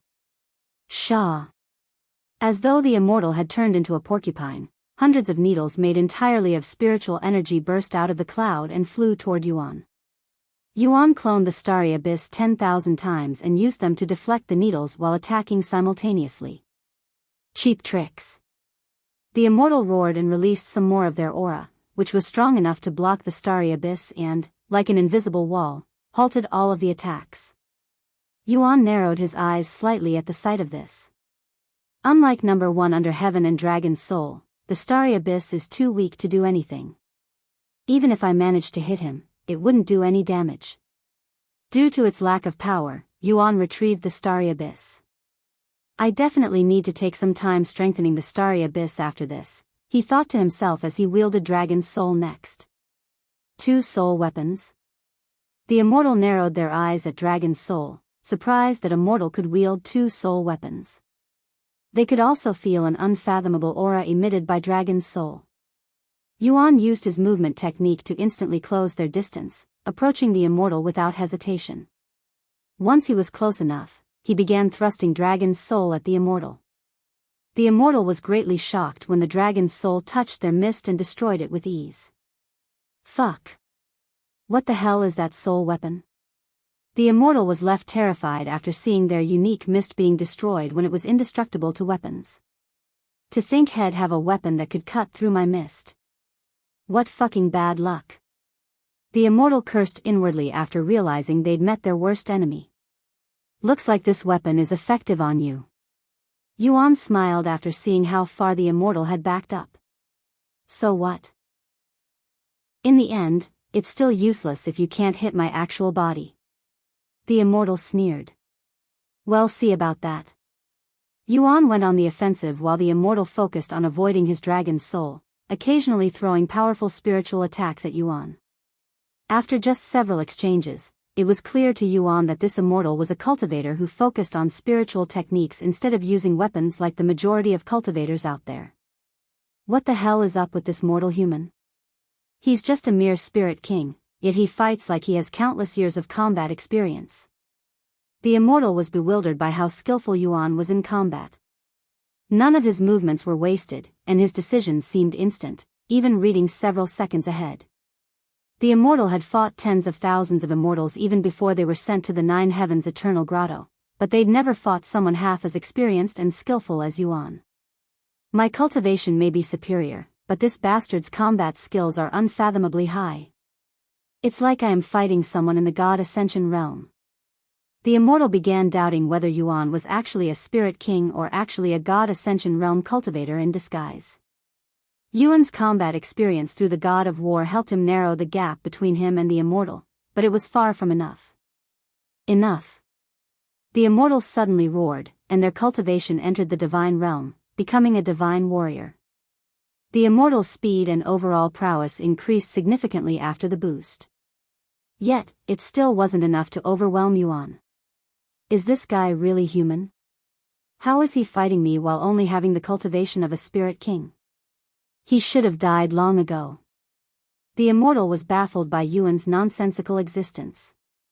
There were plenty of unique and heaven-defying immortals inside the Nine Heavens' Eternal Grotto, but none of them were as ridiculous as Yuan, who could fight several realms above his own with ease.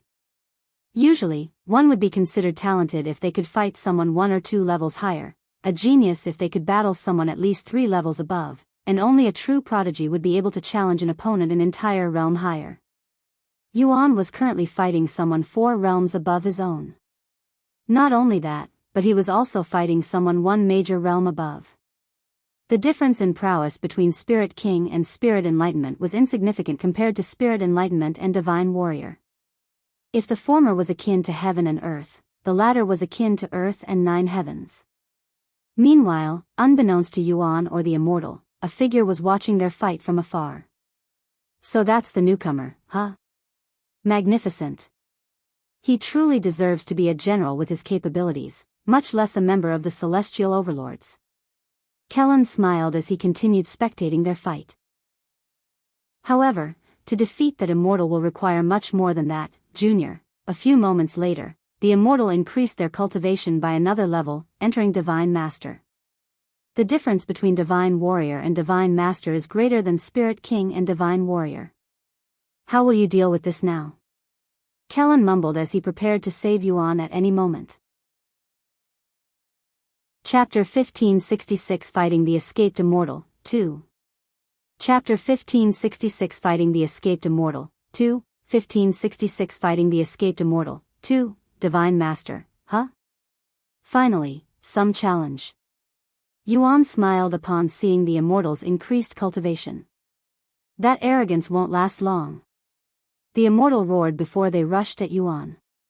Just the pressure from the Immortal's aura alone would kill an ordinary Spirit King. However, Yuan had the golden Immortal physique, as well as a sword body, so he barely felt it. Shrouded illusion. The mist around the Immortals suddenly began spreading, quickly covering 100 miles around them. While inside the mist, Yuan's divine sense and eyes were rendered useless. The only thing he could rely on was his divine gaze and instincts. Suddenly, as though a massive horde of monsters appeared, Yuan could hear loud noises approaching him from a distance. Soon, thousands of silhouettes appeared, crashing toward him like a wave. Each individual silhouette had a distinct aura and presence, making them feel incredibly real, almost indistinguishable from reality. Without hesitation, Yuan fiercely swung Dragon's Soul, instantly destroying the horde of silhouettes and scattering the mist like smoke. However, the mist quickly restored itself, and another illusion appeared shortly after. Moreover, the mist started transforming into a background until the mists were no longer visible, and Yuan quickly found himself in the middle of a bustling city. Chicken skewers here. Come get your chicken skewers. Free newspapers. Free newspapers. Mom, I am tired. Let's go home already. The pedestrians spoke and acted like real humans. The smell of chicken skewers reached Yuan's nose, and he could even feel the heat coming from the blazing sun in the sky. It was almost as if had been teleported to an actual city. However, Yuan's expression remained nonchalant. This is quite a powerful illusion. I wouldn't blame anyone for falling to it, he thought. If one had weak mental strength, one would quickly lose oneself in the illusion and fail to distinguish fake from reality. Yuan closed his eyes and took a deep breath. A second later, when he opened them again, he could no longer see the people or the city, and the mist was visible once again. Moreover, several spiritual attacks were launched in his direction. Despite seeing the attacks and having plenty of time to avoid them, Yuan stood still and allowed the attacks to strike his body. The impact from the attacks was strong enough to blow the mist field away. Yet, Yuan remained still, and his body was only slightly injured. By the time the Immortal even realized Yuan had survived the attack, his injuries had already healed completely. Heavens! He took several Divine Master's attacks with his bare body and took virtually no damage. What is his body made of? Kellen's eyes widened with shock after witnessing this. Despite being a body refiner himself, Kellen could not imagine the extent to which Yuan had tempered his physique to be able to achieve such a ridiculous feat. Although the Immortal's face wasn't visible, Yuan could tell they were greatly shocked by his durability. Not only did Yuan casually shrug off their powerful illusion, but he even ate several of their spiritual attacks with his bare body and came out unscathed. The Immortal were beginning to wonder whether they could defeat Yuan without using their full strength. However, even if they managed to kill Yuan, they would have to deal with their pursuers afterward. Damn it all. Why did I have to encounter such a fucking monster in the fourth heaven? My luck is rotten to the core. The Immortal cried inwardly. They'd managed to escape from the 9 heavens eternal grotto to the 4th heaven without feeling half as cornered as they were currently, and it was all due to a single mortal. Fuck it. Let's just quickly kill him and hope my pursuers aren't so close that I won't be able to escape. The Immortal increased their cultivation once again, reaching all the way to the peak of Divine Grandmaster. The aura being emitted by the Immortal now was at least 4 times stronger than before. Sensing the tyrannical aura coming from the Immortal, Yuan knew that even his godly body would not be able to endure a single hit from the Immortal. The difference between Spirit Master and Spirit Grandmaster was simply too massive for him to ignore. I guess it's finally time to fight seriously. For the first time during their fight, Yuan equipped his equipment, from the Stygian vest to the Stygian boots. Indeed, Yuan had been empty-handed this entire time while fighting the Immortal. The moment Yuan equipped his equipment, his aura changed drastically. The Immortal frowned at this and, without hesitation, increased their cultivation once again, becoming a Divine Lord. The Stygian vest could deflect all attacks below Divine Lord, but that ability was rendered useless the moment the Immortal became a Divine Lord. However, Yuan was using it for its life-saving skill, so it was still useful. Yuan and the Immortal began their clash shortly after. The two of them moved at the speed of light, and every exchange would fill the surface of the purple sea with large craters. The immense spiritual energy emitted by their fight rippled far and wide, reaching even the Pavilion of Knowledge. After sensing the powerful ripples, Bai Ning and the others within the Pavilion of Knowledge stopped whatever they were doing and became alert. What powerful spiritual energy! 2 Divine Realm experts must be fighting each other nearby. I need to check this out. Bai Ning looked at Xianxia and said, "I'll be back." Since she had nothing to do while waiting for Xianxia, Bai Ning decided to entertain herself with this event. "Allow me to come with you just in case." Xianxia hastily said. "Just in case what?" "You're not even qualified to protect me when you're so weak." Bai Ning sneered at his attempt to be a knight, as his cultivation was nowhere near hers. If anything, she would be the one protecting him. Xianxia's face flushed with embarrassment after being reminded he was weaker than her. He lowered his head in silence, and Bai Ning left the place and made her way toward Yuan. Chapter 1567 Fighting the Escaped Immortal, 3. Chapter 1567 Fighting the Escaped Immortal, 3. 1567 Fighting the Escaped Immortal, 3. Yuan. She merely looked toward the direction of his battle with tightly clenched fists and a nervous face. She wanted to follow him so badly, but she knew she would only get in his way and convinced herself to stay in the room. Meanwhile, Yuan and the Immortal continued to attack each other as though their lives depended on it. White Lance. The Immortal created over 10,000 spears out of spiritual energy in the sky before launching all of them at Yuan. Seeing this, Yuan stopped moving and focused on blocking the attack. Using Dragon's Soul, he destroyed as many of them as he could and purposefully allowed some of them to hit his body. Even with his godly body and Stygian vest, the spears were powerful enough to penetrate holes into his body easily. Still, due to his regeneration ability, these holes would instantly recover, and in seconds, it was as though they never existed. The Stygian vest, as a treasure, also had a similar function. Unless struck by an attack strong enough to obliterate it completely in one hit, it would always recover. The Immortals slowly increased their cultivation from the first level of Divine Lord to the peak of Divine Lord. After an entire day of trying to kill Yuan with no results, the Immortal finally had enough and roared, "Oh! I've had enough of you. I don't know what trick you're using, but I will not let this go on any longer." He released all of his cultivation, causing it to shoot to the peak of Divine King instantly. The Immortal's aura was so tyrannical that Yuan felt like someone was strangling him by the neck. The difference between Spirit King and Divine King was simply too vast, even for someone like Yuan. Without hesitation, Yuan tossed most of his cards onto the field. After releasing a deafening roar, Yuan transformed into his dragon form. However, he didn't feel that was enough and equipped the celestial visage. A celestial grade treasure. How in heaven's name did he acquire such a treasure in the fourth heaven? Kellen's entire being trembled after seeing Yuan pull out a treasure far beyond their current realm. However, what shocked him the most was Yuan's transformation. Is he actually half human and half beast? He wondered out loud. Just what the fuck are you? How many more bullshit are you going to pull out of your ass? The Immortal exclaimed after seeing Yuan's transformation.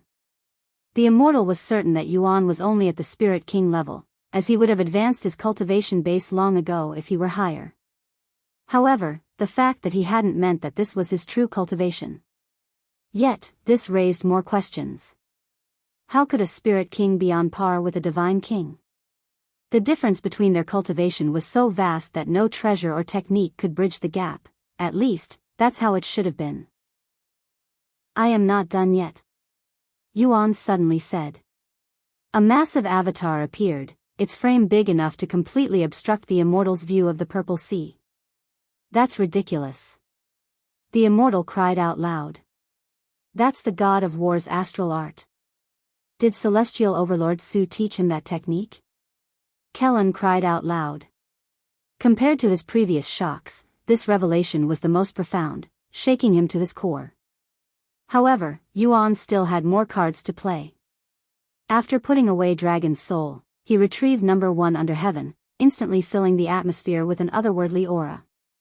A third soul weapon. The Immortal was on the verge of tears. They could have never even dreamed of encountering such a monster in the fourth heaven. Hell, not even the supreme heaven had a monster like Yuan.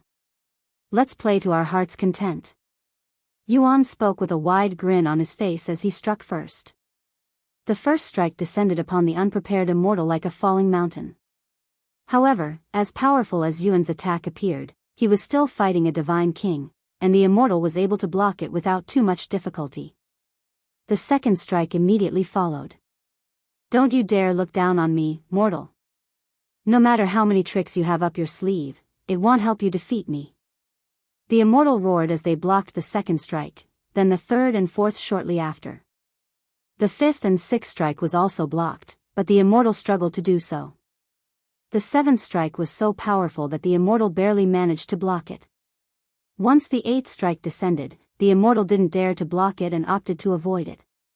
The eighth strike struck the Purple Sea, splitting it in half. What's wrong? Why are you running from Immortal?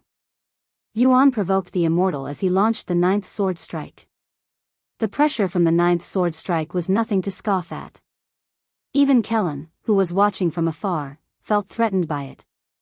Although enraged, the Immortal didn't succumb to Yuan's provocation. Instead, they employed a movement technique so swift that it appeared as if they had teleported. The ninth sword strike cleaved the purple sea with such force that it not only split the water in half but also gouged a profound fissure into the seabed. Two powerful tsunamis were also created from the split water, reaching the clouds. Let's see if you can avoid this. Thousands of swords appeared in the sky before flying toward the Immortal, who frantically tried to avoid them. However, the swords chased after them like homing missiles. Each sword is overflowing with enhanced sword aura. What a terrifying ability. Kellen felt a strong urge to fight Yuan after witnessing how fierce their battle was. I have severely underestimated our newcomer. At this rate, he might actually be able to defeat this Immortal. Kellen almost couldn't believe his own words. The thought of a mortal killing an Immortal was so outrageous that even insane people wouldn't believe it. Yet, it was slowly happening before Kellen's eyes. Chapter 1568 The Escaped Immortal's True Appearance. Chapter 1568 The Escaped Immortal's True Appearance 1568 The Escaped Immortal's True Appearance. However, as much as Kellen wanted Yuan to defeat the Immortal, he still expected Yuan to lose the fight. Although you've been doing good so far, the Immortal still has one more trick up their sleeve. This trick is what differentiates and truly separates mortals and immortals. Kellen muttered after seeing how much Yuan was dominating the Immortal. This is outrageous. Why does such a mortal exist in a place like the Fourth Heaven? If only I weren't injured by the pursuers, I could have killed him in seconds instead of being ridiculed like this. The Immortal cursed inwardly. They had been chased non-stop since escaping the Nine Heavens' eternal grotto and were injured in the process. If it weren't for their injury, Yuan wouldn't have been able to push the Immortal so far. This mortal should not exist. His existence is extremely dangerous. Even if I have to sacrifice my life in the process, I will get rid of him. Several hours later, the Immortal's aura suddenly changed, causing their surroundings to freeze. From spiritual energy to the purple sea, everything was still, as though time itself had frozen. This pressure. Yuan halted his movements after sensing this familiar aura. He excitedly smiled and said, "It's about time you use immortal chi. I was wondering when you'd use it. I hate to admit this, but to force an immortal like me to use immortal chi on you, a mortal, is an unprecedented feat that I must respect." As the Immortal spoke, the mist around them began dissipating, revealing their true appearance for the first time. Yuan's eyes widened with surprise when he saw the Immortal, who was much smaller than had anticipated. A child? Yuan muttered in a daze as his gaze stared at the little boy floating before him. The Immortal's true form was revealed to be that of a small boy, seemingly no older than 10 years. Of course, the Immortal wasn't a real child but merely bore the appearance of one. Adding to the strangeness, a short white tail protruded from his back. "As a show of respect, I shall fight you in my true form," said the Immortal. You're not human?" Yuan asked him with a strange frown. "Do I look human to you? I am of the proud Misty Fox race." The Immortal responded in a boastful tone. "Ha!" Yuan sighed with a genuinely disappointed look on his face. Had gone out of his way to fight this Immortal because he thought they were human. However, now that the Immortal is revealed to be a beast, it would no longer count toward his unique quest, even if he were to defeat the Immortal. The Immortal misunderstood Yuan's reason for disappointment and roared, "Are you looking down on me because of my appearance? This is why I refuse to show myself." Despite saying such words, the Immortal had to reveal himself mainly due to his injury. Concealing himself required a significant amount of energy, and he wouldn't be able to maintain it for much longer if he also had to use immortal chi on top of that in such a state. In the end, the Immortal decided to throw away his defenses to focus solely on his attack power. Yuan shook his head and said, "No, I am not looking down on you. I thought you were human, hence why I even bothered to fight you. Now that I know you're a beast, I don't really have a reason to continue fighting you." "What kind of bullshit is that? You disturbed my recovery and forced me to reveal myself. We're going to fight to death even if you don't want to," the Immortal shouted. I never planned on backing out of our fight, anyway. Yuan smiled. There won't be any fight. I am going to massacre you now. The Immortal roared before activating a technique using Immortal Qi instead of normal Qi. Immortal White Lance. The same technique from before was now multiple times stronger, and since they were created from Immortal Qi, Yuan would not be able to destroy them even using Dragon's Soul. Furthermore, the Immortal Qi being exuded by the Immortal made it much more difficult for Yuan to move, and his entire body was screaming from pain. In fact, his muscles were being torn apart every passing second. He was essentially a sitting duck at this moment in time. Seeing this, Kellen prepared to save Yuan. However, despite his seeming perilous situation, Yuan did not panic. Die, you monster. The Immortal gestured, causing hundreds of immortal white lances to rain upon Yuan. Yet, Yuan refused to move, much less dodge the incoming attack. Has he given up on living? Fool. Not daring to wait until it was too late, Kellen made his move, disappearing from his spot. A split second later, Kellen appeared in front of Yuan, who was slightly surprised by this sudden intruder. However, before Yuan could speak or take any action, Kellen released an overwhelming aura that far surpassed the Immortal and destroyed all of the Immortal's attacks with a mere flick of his arm, treating them like they were mere candle flickers. The Immortal's entire body trembled in fear when he sensed Kellen's profound presence. Unlike the Immortal, who had traversed to the fourth heaven illegally, Kellen received approval, so his cultivation wasn't as suppressed as the Immortal. However, the Immortal was sure he would not be this newcomer's opponent even if they had similar cultivation. Ignoring the Immortal, Kellen turned to look at Yuan with a proud demeanor around him. Why did you give up at such a crucial moment, Junior? Even if you are certain of your death, as a man, you should fight until your last breath. Who knows? Maybe a miracle could have happened. Kellen expected Yuan to thank him for saving his life. Yet, Yuan had a frown on his face. He removed the celestial visage so Kellen could see his frown and said coldly, "Who said I gave up? And who the hell are you? Who permitted you to interrupt our fight?" Huh? Kellen muttered in a surprised tone, his expression puzzled. Chapter 1569 Distraction. Chapter 1569 Distraction 1569 Distraction. Kellen was rendered speechless by Yuan's response, and after a moment of silence, he spoke, "Junior, it's good to be confident in yourself, but you were clearly on the brink of death. If I hadn't saved you just now, you'd have become a human skewer. Also, if you hadn't given up, why were you frozen just now? Any onlooker would have assumed you were giving up in that situation," Kellen said. Yuan shook his head and sighed. "While I appreciate your thoughtfulness, it was unnecessary and undermined my existence. Leave. I don't need your assistance." "You." Kellen's expression quickly turned angry. He couldn't believe he was being lectured by the very person he had just saved. "Is that so? Then you can go ahead and die here, you stubborn and arrogant little bastard." Kellen left the scene the very next moment. However, Kellen didn't wholly leave and only pretended to do so.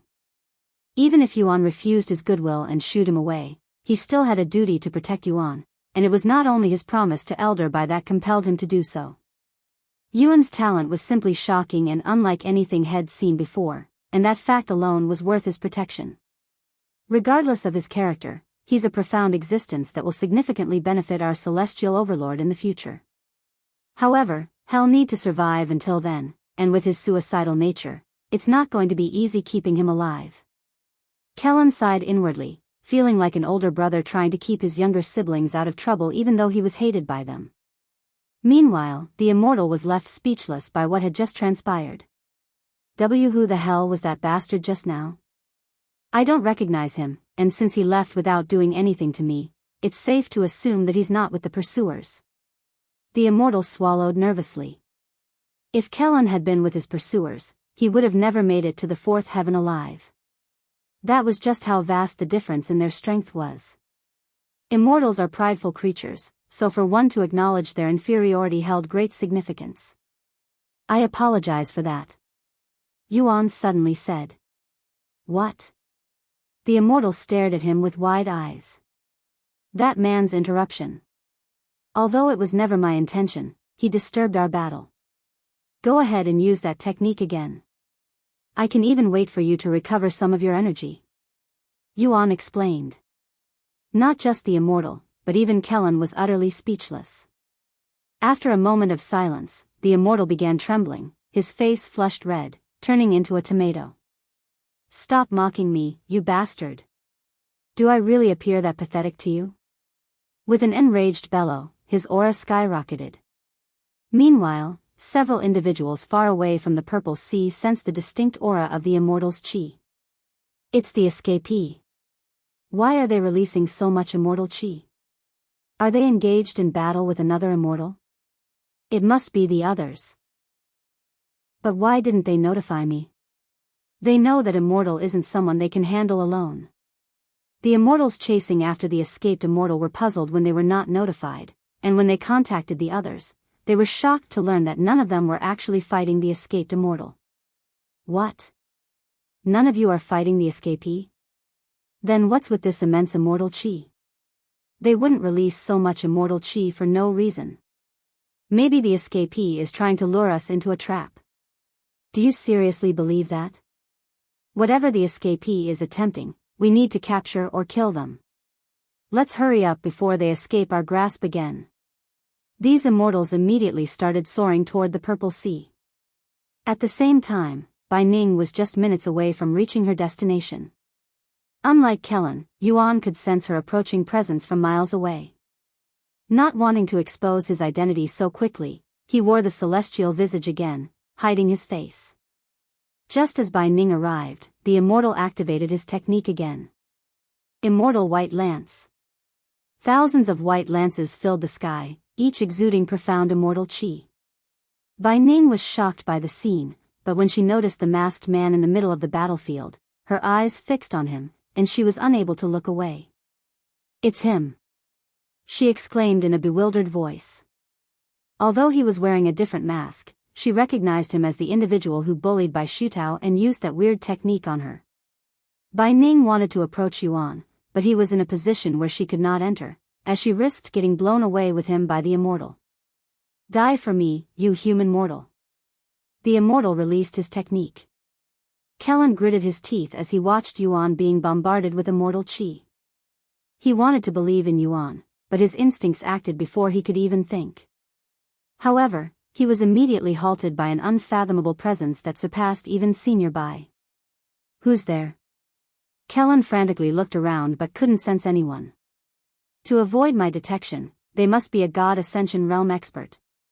What the hell is going on right now? He cried inwardly. Oh no. Junior. The distraction rendered Kellen unable to save Yuan, his mind already racing to formulate excuses for when he would have to report Yuan's death to Senior Bai. Yet, Kellen's face filled with disbelief as he witnessed the unfolding events. What he saw defied all expectations and left him momentarily paralyzed in astonishment. The Immortal's attacks landed with unerring precision, each strike tearing holes through Yuan's body. Yet, to the Immortal's astonishment, the grievous injuries Yuan sustained healed instantly, akin to a demon's heaven-defying regenerative abilities. It was as if the very laws of nature bent to keep Yuan whole. Progress, 15%, progress, 17%, progress, 20%, the merging of his physiques, which had been progressing at a snail's pace, began to advance rapidly under the immense stress Yuan's body was enduring. Just what the fuck are you? The Immortal shrieked out loud, his face twisted in anger, but his eyes showed a hint of fear. Chapter 1570 Progress. Chapter 1570 Progress, why won't you just die? Die already, you fucking monster. The Immortal relentlessly assaulted Yuan with immortal chi, but regardless of the countless wounds inflicted, Yuan would miraculously heal all injuries within half a second. Progress, 22%. Progress, 25%, progress, 30%. Not only was Yuan's physique rapidly merging, but his comprehension of immortal chi was also deepening merely by being immersed in it. Yuan even closed his eyes and started cultivating. This bewildered everyone watching. What the hell is he? This is beyond the realm of talents and what humans can achieve. Kellen swallowed nervously at the ridiculous scene before him. And his regenerating ability rivals that of a demon. Don't tell me he has demonic blood flowing through his veins? The possibility that Yuan might be a demon filled Kellen with wariness and profound anxiety, knowing the immense implications it would have. Meanwhile, Bai Ning had her jaw tightly clenched, her expression more irritated than shocked. He can fight someone over 8 realms above his own strength. Bai Ning was irritated that Yuan, the very person who had humiliated the Heavenly White Tiger clan by defeating Bai Shudao, possessed far more talent than she did. Despite being a prodigy capable of battling opponents nearly 2 entire realms above her own cultivation and being hailed as one of the top prodigies of their era, she was akin to an ordinary individual before Yuan's talents. However, even with their differences, Bai Ning wanted to fight Yuan, and that feeling was boosted by her competitive nature. Progress, 85%, progress, 88%, progress, 93%. As the Immortal increased the intensity of his attacks, Yuan's merging progress advanced even faster. You will fall here even if it's the last thing I do. The Immortal bellowed as he exerted his maximum strength. The pressure from his aura was so intense that it seemingly filled the entire Purple Sea, causing the surrounding islands to tremble violently. The Immortal was exerting so much strength that he somehow broke through some of Heaven's restrictions on his cultivation, causing his cultivation to enter Divine Emperor. The Immortal's aura pierced the heavens. Immortal mist gathering.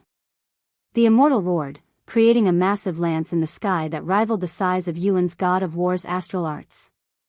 Let's see if you can regenerate from a completely obliterated body. The Immortal laughed maniacally before launching the massive lance at Yuan.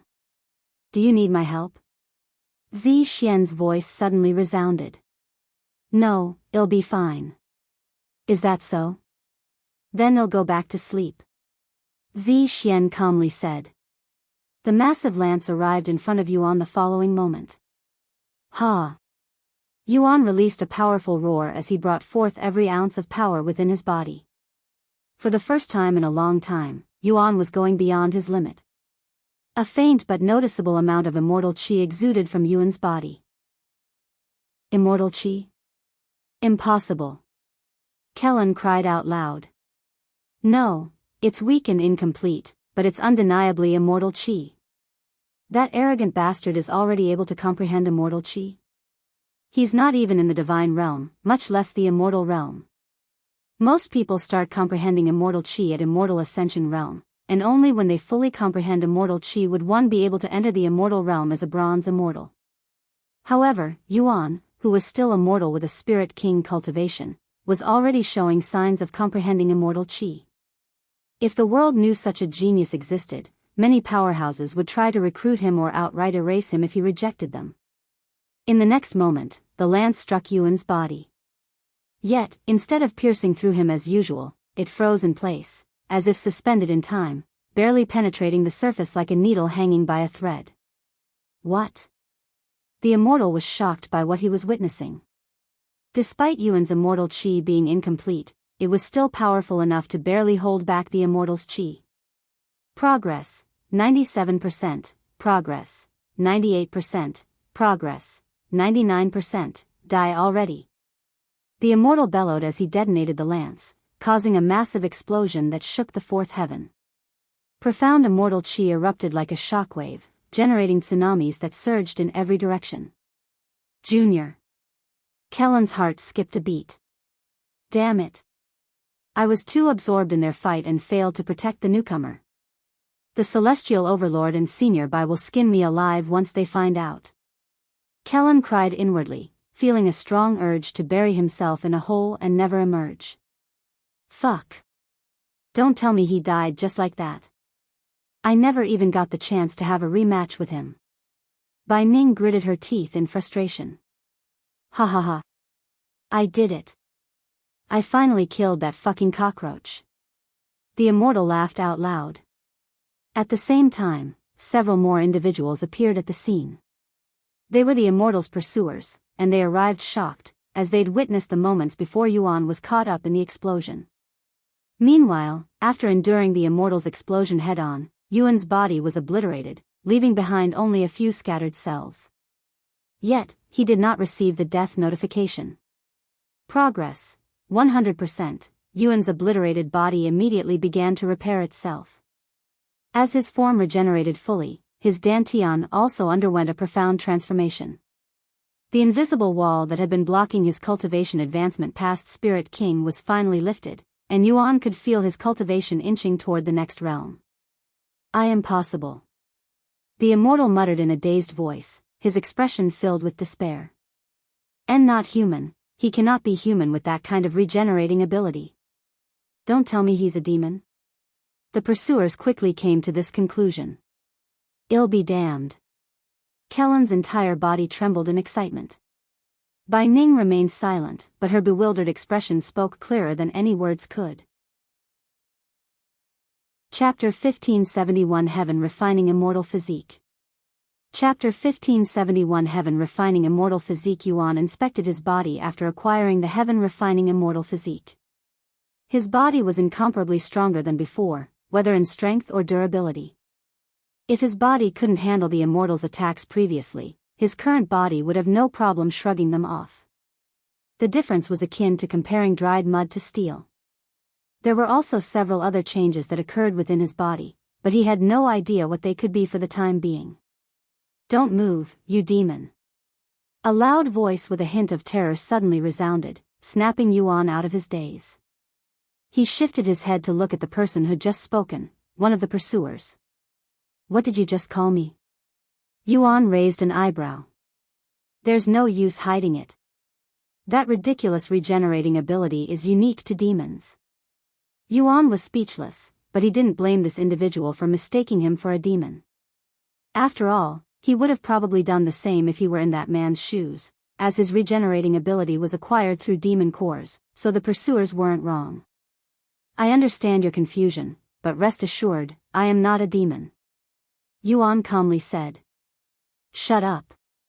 Do you think I'm stupid or something?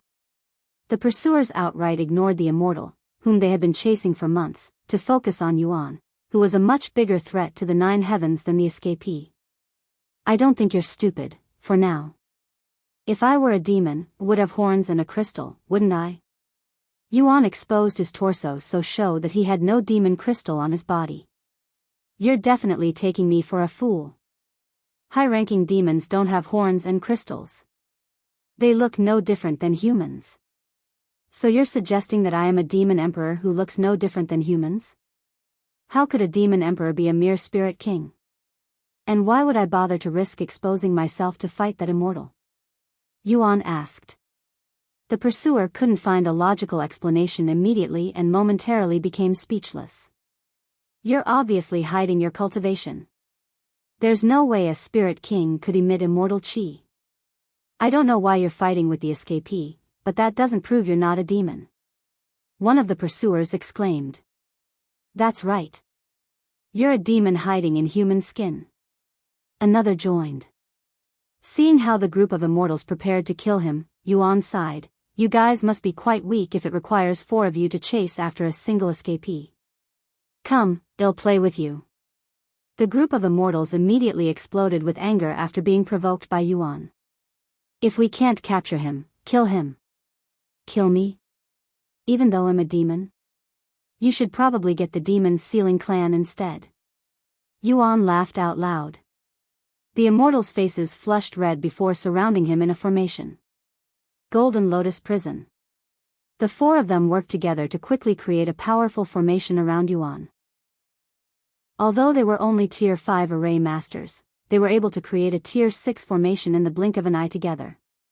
Yuan suddenly found himself entrapped inside a golden lotus that slowly drained his spiritual energy. When Kellen saw this, he thought about intervening, but he wanted to see how Yuan would deal with this situation first. As long as Yuan's life wasn't in danger, he decided to remain as a spectator. However, with Yuan's regenerating ability rivaling demons, Kellen was no longer worried that he might die.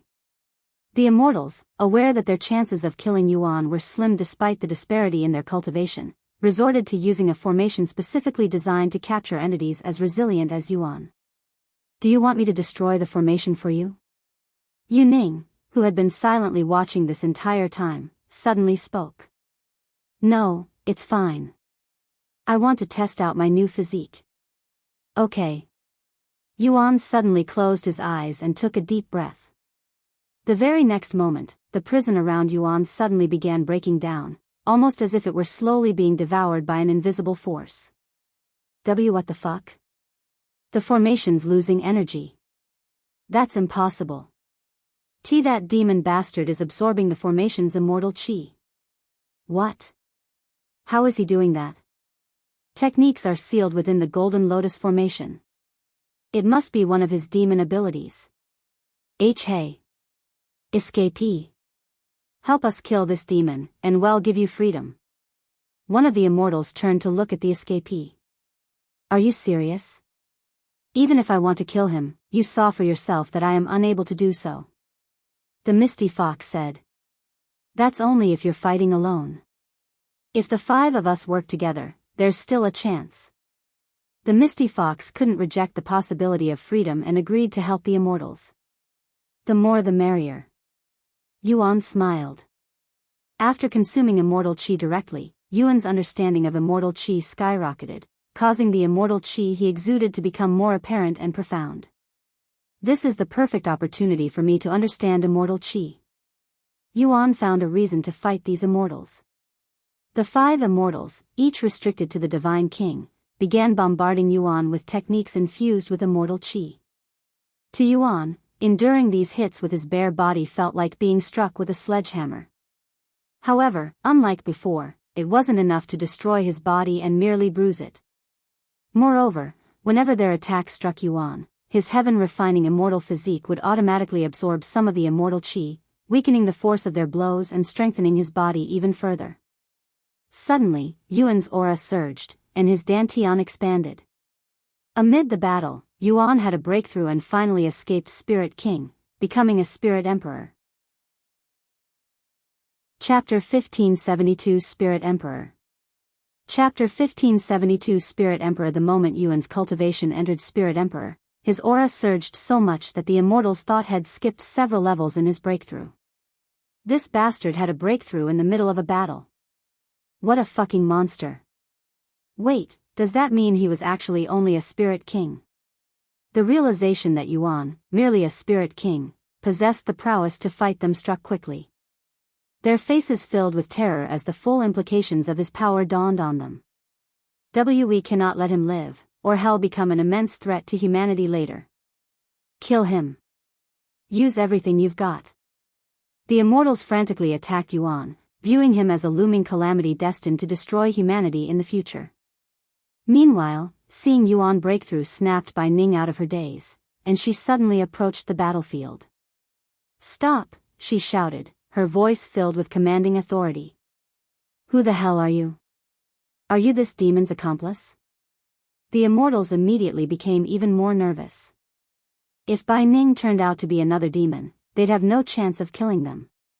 However, Bai Ning retrieved a white and black medallion before throwing it at one of the immortals.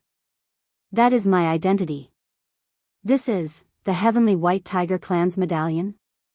And this name, you must be the Heavenly White Tiger Goddess. Are you here to help us subjugate this demon? Thank the heavens. However, Bai Ning shook her head and said, No, but I want to fight him, so get out of my way. What? I understand that you want to fight him, but why must you do it alone?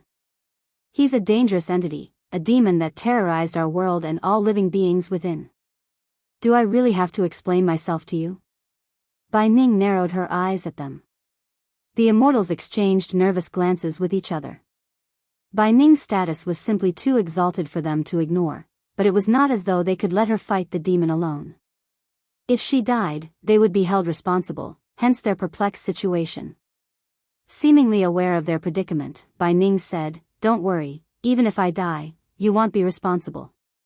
Bai Ning no longer paid attention to the immortals and approached Yuan, who hovered there calmly. Without an ounce of fear in her eyes, Bai Ning spoke, Yo. Do you remember me? Yuan nodded, You're the one who interrupted my fight with Bai Shutao.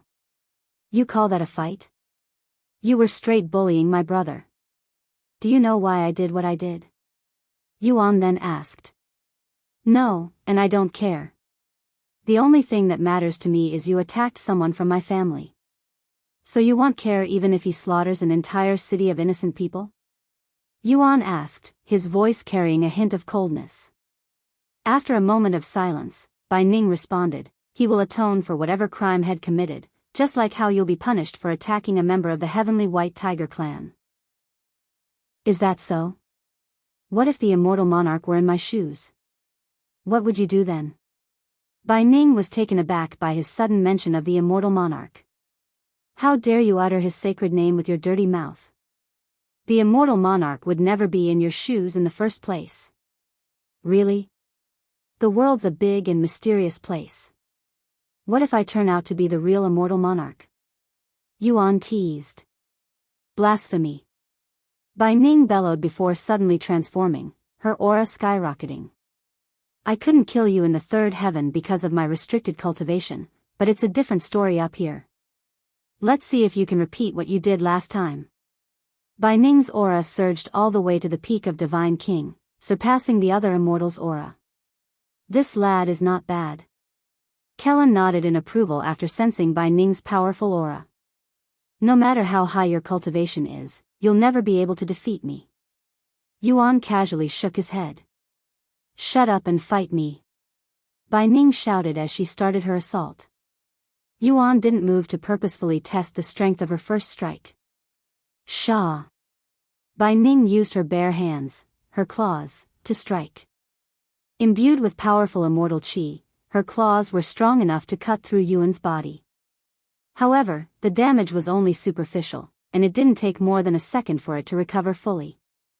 Not bad, I suppose. Yuan calmly commented. Shut up and fight me seriously. Bai Ning shouted. Are you actually using Bai Shutao as an excuse to fight me? All you need to do is ask nicely, you know. Bai Ning responded with another powerful strike, its pressure powerful enough to cleave the purple sea.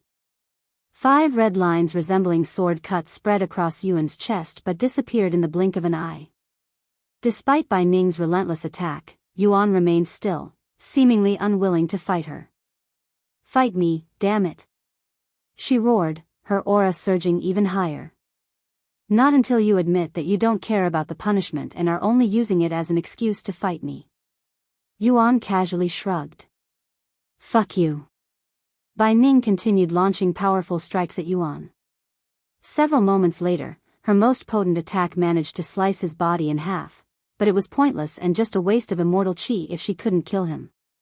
I'm waiting. Yuan yawned, positioning himself as if he were lazily lying on a couch before a television. Yuan's unwillingness to fight and his blatant mockery infuriated Bai Ning. Fuck. Fuck. Fuck. Bai Ning stopped fighting for a moment and cursed out loud. I don't care about Bai Shutao or the punishment for attacking a member of our Heavenly White Tiger clan. I just want to fight you, she exclaimed with her face flushed red. That's more like it. Don't you feel better just from being honest with yourself? Yuan chuckled. Fuck you. If you still refuse to fight me properly, it'll make you regret being born, she roared. I am a man of my word. With number 1 under heaven in his grasp, Yuan suddenly charged at Bai Ning. Seeing this, Bai Ning prepared to confront him with a wide grin on her face. Chapter 1573 Beyond Human Capabilities. Chapter 1573 Beyond Human Capabilities. When Yuan swung number 1 under heaven at her, Bai Ning prepared to confront it with her claws, which were sharper and more durable than even mythic-grade treasures.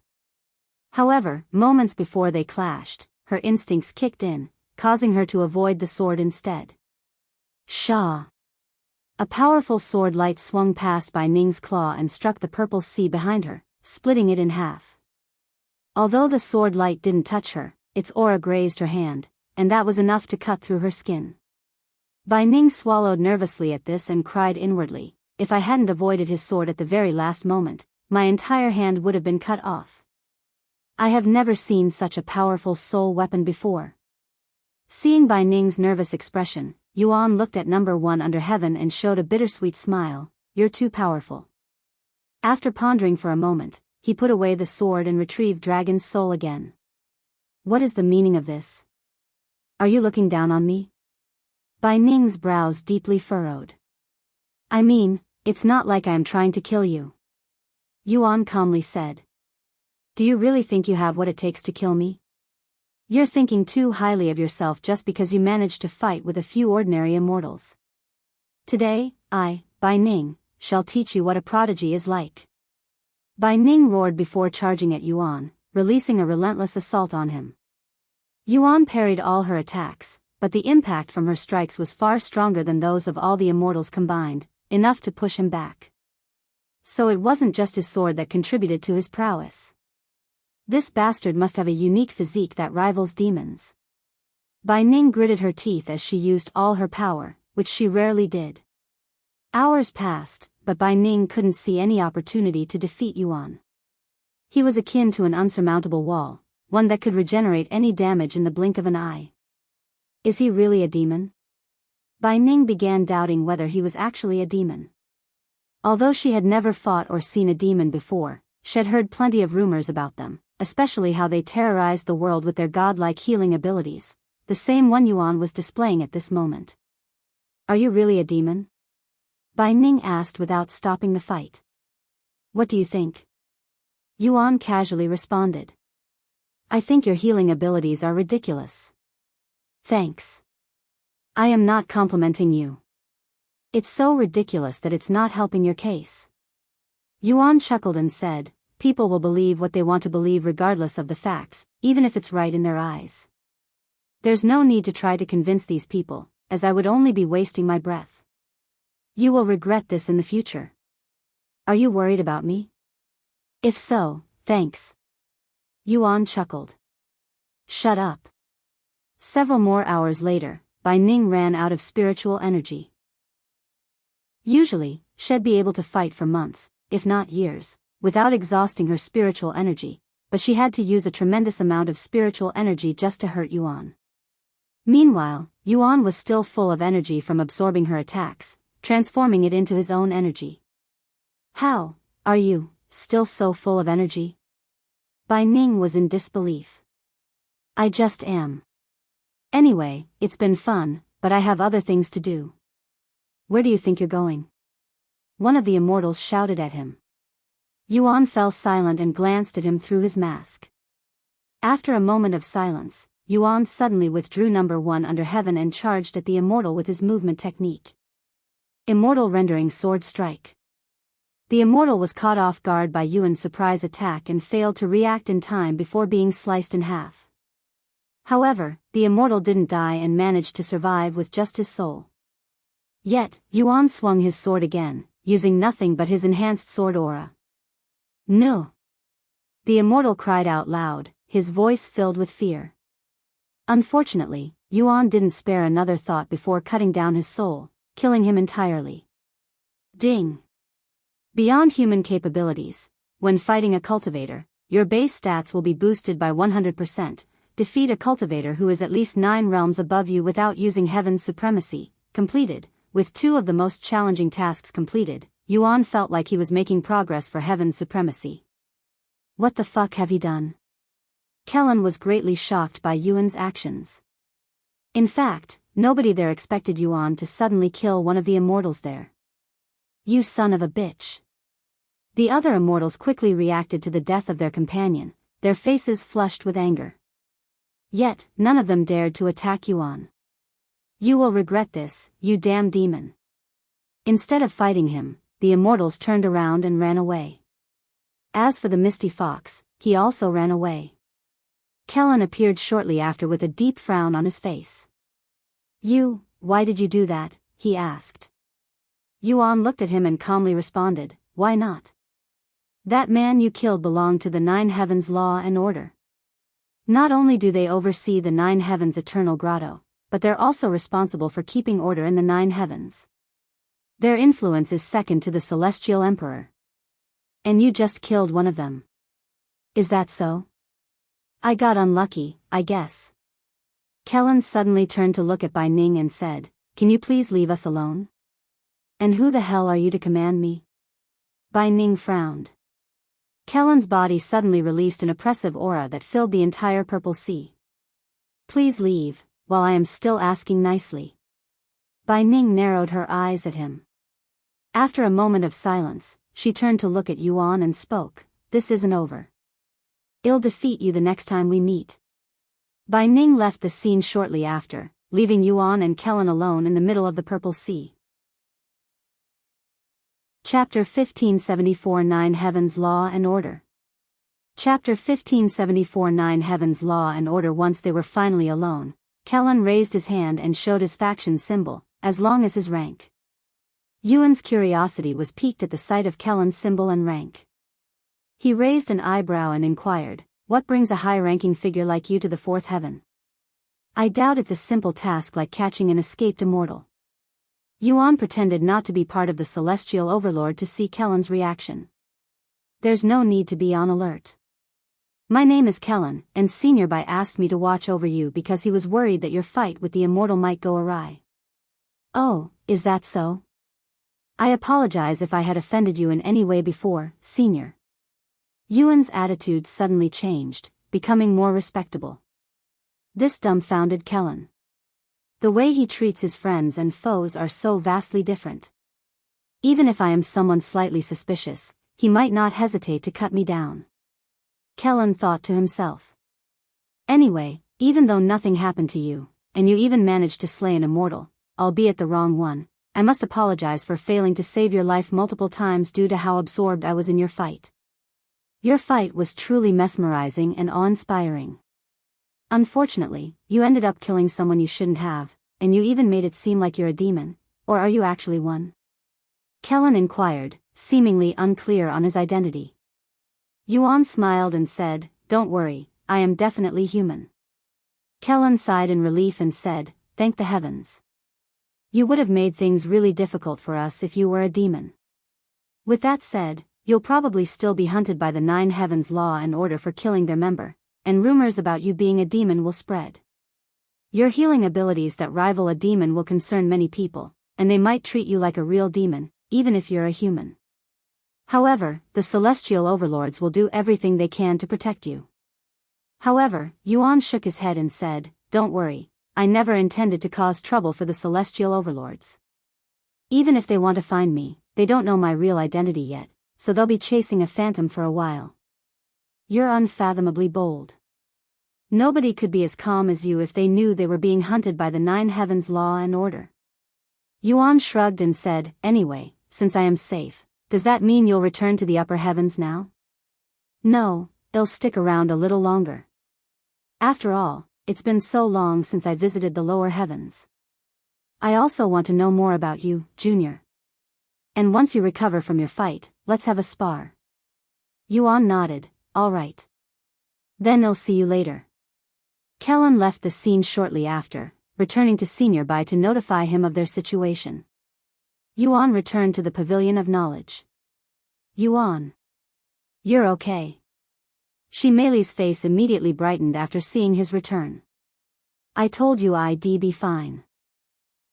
Yuan smiled. "How was it? Did you kill the immortal?" she asked. "No, he got away, but I did kill an immortal." "What?" Shimei raised her eyebrows in a puzzled manner. "It's a bit complicated, but this is what happened." Yuan recalled the events that had occurred during his battle. Heavens, what a mess. Shimei's eyes were wide open by the end. Meanwhile, Kellen requested an urgent audience with Senior Bai. When Senior Bai received this urgent request, his eyebrows rose. Sometime later, he met up with Kellen, who was waiting for him inside his world. "Senior." Kellen respectfully bowed to him. "What's the matter?" "To request an urgent audience, did something happen to Yuan?" Senior Bai went straight to the point. Kellen nodded with a serious expression and said, "A lot happened, so sit back and prepare yourself." Senior Bai immediately swallowed nervously. "I watched our junior fight the escaped immortal. It was quite something. He exceeded my expectations in every metric and more. This is how it went." While Kellen recalled everything he had witnessed to Senior Bai, the same thing was happening elsewhere with the group of immortals that had confronted Yuan. "It's a demon, I tell you. We must contact the Demon Sealing Clan and the Demon Sealing Grotto as soon as possible. This demon was unlike anything I've seen or heard. He wielded a sword and spear and had the aura of a beast. He was only a spirit king, but he could use enhanced sword aura and fight several divine kings simultaneously. The leader of 9 Heavens Law and Order listened to the information with a confused and bewildered look on his face. A spirit king that can fight an immortal with their cultivation suppressed to divine king? Has demon-like regenerating ability? What kind of fucking creature are you guys making up? Did you guys get hit in the head too hard when trying to capture the escapee? The leader couldn't believe what he was hearing. This entity sounded like something that wouldn't exist even in exaggerated fiction. This monster is real. The immortals insisted. The leader sighed, all right, I'll contact the Demon Sealing Clan and the Demon Sealing Grotto. Tell me everything that happened. A few hours later, the leader of 9 Heavens Law and Order visited the Demon Sealing Faction's headquarters and requested an audience with Qianchu, the current leader of the Demon Sealing Faction. It's been a while, Demon Sealer Qian. Qianchu casually nodded and said, I was told you have information on a powerful demon? Unfortunately. My faction members encountered this demon in the 4th heaven while chasing after one of the 9 Heavens Eternal Grotto escapees. With that said, I am not certain this information is trustworthy. You'll understand what I mean in a bit. A demon in the 4th heaven? This would be troublesome if true. Qianchu muttered. All right, let's hear it. Tell me everything you know about this demon. Chapter 1575 Unknown Demon. Chapter 1575 Unknown Demon. The leader of 9 Heavens Law and Order began recalling what his subordinates told him with a somewhat stiff expression, almost as if he couldn't believe what he was uttering. This demon was only a spirit king when they initially encountered it but had a breakthrough toward the end, reaching Spirit Emperor. However, even before reaching Spirit Emperor, this demon could fight with the escapee, who was restricted to the Divine King realm, even overpower them to a certain extent. Once this demon reached Spirit Emperor, it was able to fight 5 Divine Kings simultaneously, even killing one of our members. This demon wielded 2 different weapons, a sword and a spear, being exceptionally proficient with the sword, to the point where he could use enhanced sword aura. Moreover, both of these weapons were soul weapons. This demon's regenerating ability is also no joke, being able to recover within seconds after having their entire body annihilated. Not only did they have a ridiculously fast regenerating speed, their body was also incredibly durable. This demon wore a mask, but it had no visible horns or unique skin color, a common trait amongst demons. Furthermore, it had the aura of a beast. Qianchu listened to the information of this potential demon with raised eyebrows. Head studied and encountered more than anyone within the Demon Sealing Clan, yet had never encountered a demon that could wield soul weapons, much less 2. While demons are naturally powerful and could fight humans with higher cultivation than itself, not even a demon emperor could fight someone 8 realms stronger, let alone 5 at once. The most ridiculous claim about this demon was that it could use enhanced sword aura. Demons specialized in blood techniques and their own bodies, and there had never been a record of a demon using sword aura, much less enhanced sword aura. If Qianchu had to be honest, he would outright refute these claims. However, there was no reason for the 9 Heavens Law and Order to fabricate such information, especially since their leader had personally shown up to share it. The details were simply too elaborate to be a joke. So, what do you think? Ridiculous, right? The 9 Heavens Law and Order leader said with an embarrassed face. However, I have verified the information myself. My members have no reason to lie about this, and they looked genuinely shaken by their encounter with this demon. Qianchu quickly replied, would be lying if I said that I don't doubt such information, but if a demon with this sort of capabilities were to truly exist, our world would definitely be plunged into another chaotic era, perhaps one that's even more chaotic than the last one. The 9 Heavens Law and Order leader swallowed nervously after hearing such words, and he said, regardless of if this entity is a demon or a ghost, we must find it and ensure that such a thing won't happen. Qianchu nodded and said, I will have all of my Supreme Demon Sealers and Master Demon Sealers look into this demon. Thank you. I will also contact the demon's sealing grotto so we can work together. The sooner we deal with this threat, the better. Although the leader knew these two powers rarely collaborated and, more often than not, clashed with each other, they were not in a position to be picky. If this demon turned out to be the real deal, they might have another war with demons. Qian Chu didn't object to the leader's idea to involve the demon's sealing grotto, knowing they would inevitably learn of the situation and intervene, regardless of the demon's sealing clan's stance. The Nine Heavens Law and Order leader didn't linger and immediately went to the demon's sealing grotto. Qian Chu also summoned all of the Supreme Demon Sealers and Master Demon Sealers to an urgent meeting, something that has not happened since he became the leader of the Demon Sealing Clan. The Demon Sealers were taken aback by the sudden summoning. Filled with a mix of anticipation and a touch of dread, they swiftly assembled at the headquarters. At the meeting, Qian Chu revealed the situation to the Demon Sealers, who responded with skepticism rather than shock or fear. I know what you're all thinking, but the leader of the Nine Heavens Law and Order personally delivered this information to me.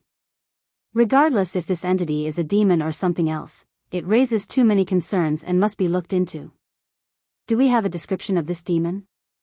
Someone asked. Qian Chu retrieved a large scroll and revealed a painting of Yuan on it. This was created by those who encountered the demon. It has all of the details they could recall. Study it and memorize it. While the Demon's Sealing Clan was having their meeting, the Demon's Sealing Grotto was also preparing to hunt this demon. After hearing how ridiculously capable this demon was, they decided to make hunting it their #1 priority. Over the next few days, hundreds of powerful demon sealers would be sent to the fourth heaven. Meanwhile, Senior Bai had trouble standing once Kellen recalled everything to him. Dear heavens, are you sure you weren't hallucinating? Yuan only became a cultivator a few years ago. How in heaven's name is he already fighting immortals? Even if their cultivation was suppressed, their experience should have made an insurmountable difference. Or are you telling me that Head managed to acquire what others need tens of thousands of years to learn in just several years? Do such terrifying talents truly exist in this world? Trust me, I know how you feel, and I witnessed it firsthand. He's the real deal, a real monster. Kellen sighed. He continued, what should we do now? Although the Nine Heavens Law and Order aren't aware of his identity now, they eventually will. Senior Bai pondered for many minutes with a serious expression on his face before speaking. He'll seek guidance from the Celestial Overlord. Don't utter a word of this to anyone else before I return. Naturally. Kellen nodded. Chapter 1576 Leaving the Pavilion of Knowledge. Chapter 1576 Leaving the Pavilion of Knowledge. After he left, Senior Bai immediately sought an audience with Su Jieqi. Once they met, Senior Bai informed her of everything Yuan had done. He's already capable of fighting divine kings despite being only a spirit king. I mocked him for his slow cultivation speed not long ago. Su Jieqi wore an astonished expression on her beautiful face, something that rarely happened. Moreover, they're not ordinary divine kings, but real immortals with vast experience. Senior Bai sighed. He continued, anyway, his monstrous talent is one thing. Killing a member of the Nine Heavens Law and Order is another. I'm afraid they might give us trouble in the future. About that, the Nine Heavens Law and Order have already acted. Su Jieqi suddenly said. What? Senior Bai's eyes widened at this new information. The leader has already contacted the Demon Sealing Clan and Demon Sealing Grotto, and these two powerhouses have dispatched their experts, Su Jieqi explained. Isn't that really bad? What should we do? Senior Bai asked. Su Jieqi pondered for a moment before speaking. We won't do anything until we need to. Let's just see where this goes. Are you sure? What if it's already too late by then? Are you still underestimating Yuan after all this? He won't go down so easily, and we'll have more than enough time to react. Kellen will be with him, as well, no? Senior Bai nodded. Kellen wishes to remain in the lower heavens a little longer. Permission granted. Make it his mission to protect Yuan, too. However, don't spoil him. Only act when absolutely necessary. Su Jieqi said. I understand. We also have a member within the Demon Sealing clan. I'll notify him of the situation. Su Jieqi added. Senior Bai nodded. After talking a little longer, Senior Bai returned to Kellan to pass Su Jieqi's decision to him. Meanwhile, the Nine Heavens went into turmoil after news that the Demon Sealing clan and the Demon Sealing Grotto had dispatched most of their experts in some kind of expedition. Fuck, are we going to war with demons again? No, they are looking for a single demon. What? They dispatched so many people for a single demon? Did they find the demon emperor that escaped previously? Apparently, this one is even more dangerous. How long has it been since the Demon Sealing clan's been this active? It's been thousands of years. Unfortunately, their activity isn't something to be celebrated but dreaded. Somewhere in the Demon Sealing Grand Library, a beautiful woman sat before a scroll with a ponderous face. I wonder how the founder's doing. Hopefully, I'll get to see him again soon. Yanhara muttered to herself as she stared at the scroll with the demon's description. As a master demon sealer, she was also dispatched to the lower heavens. Meanwhile, Yuan and Shimeli spent several more hours at the Pavilion of Knowledge before leaving. Are you leaving already? Xianxia asked them when he noticed them exiting the room. Yes, we've finished reading all of the materials. Yuan nodded. I see. I hope it was helpful to you. It was. I learned some new things about the Immortal Monarch and his companions, mostly about the 9 Divine Supremes. If you ever need information on anything, don't hesitate to visit our Pavilion of Knowledge. Here is our medallion. There are other Pavilion of Knowledge in other places with different names, but they all serve the same purpose. Our Pavilion of Knowledge happens to be the first one to be founded. Xianxia handed him a purple medallion with an image of a pavilion and the word knowledge engraved into it. Thank you. Yuan accepted the medallion and tossed it into his spatial ring. Xianxia shook his head and said, No, I should be thanking you. Because of you, we know the Immortal Monarch is still alive out there somewhere. You have no idea how much this means to me, to many beast clans in the 9 heavens. What does it mean? Shimeli asked out of curiosity. Well, for starters, there will be a massive movement to find the Immortal Monarch soon. Xianxia revealed with a serious face. Yuan raised an eyebrow and inquired, and what will they do once they find him? The Immortal Monarch's era ended long ago. The Immortal Monarch's era may have ended, but many still revere him. He is akin to their god, a being above humans and beasts. His return will have unfathomable significance that I cannot even begin to comprehend. Xianxia spoke with a dazed look on his face. Yuan didn't know how to react to that and remained silent. As they made their way downstairs, their presence caught Bai Ning's attention, who also appeared to be leaving. Where are you going after this? Bai Ning asked him. I don't know. He shrugged. What about you? I have to return to my family temporarily to report some things. Did you not notice the disturbance from earlier? She asked with a raised eyebrow. I felt many powerful ripples, but I am not the type to stick my nose in others' business. Yuan replied with a smile. Good on you. It was a mess out there. Bai Ning sighed. Oh. What happened? He asked with a curious face. A fight between immortals and some crazy bastard, the same bastard that beat my brother. Bai Ning clenched her fist as she recalled him. The masked individual? He was there. Did you avenge your brother? Yuan asked with a worried face.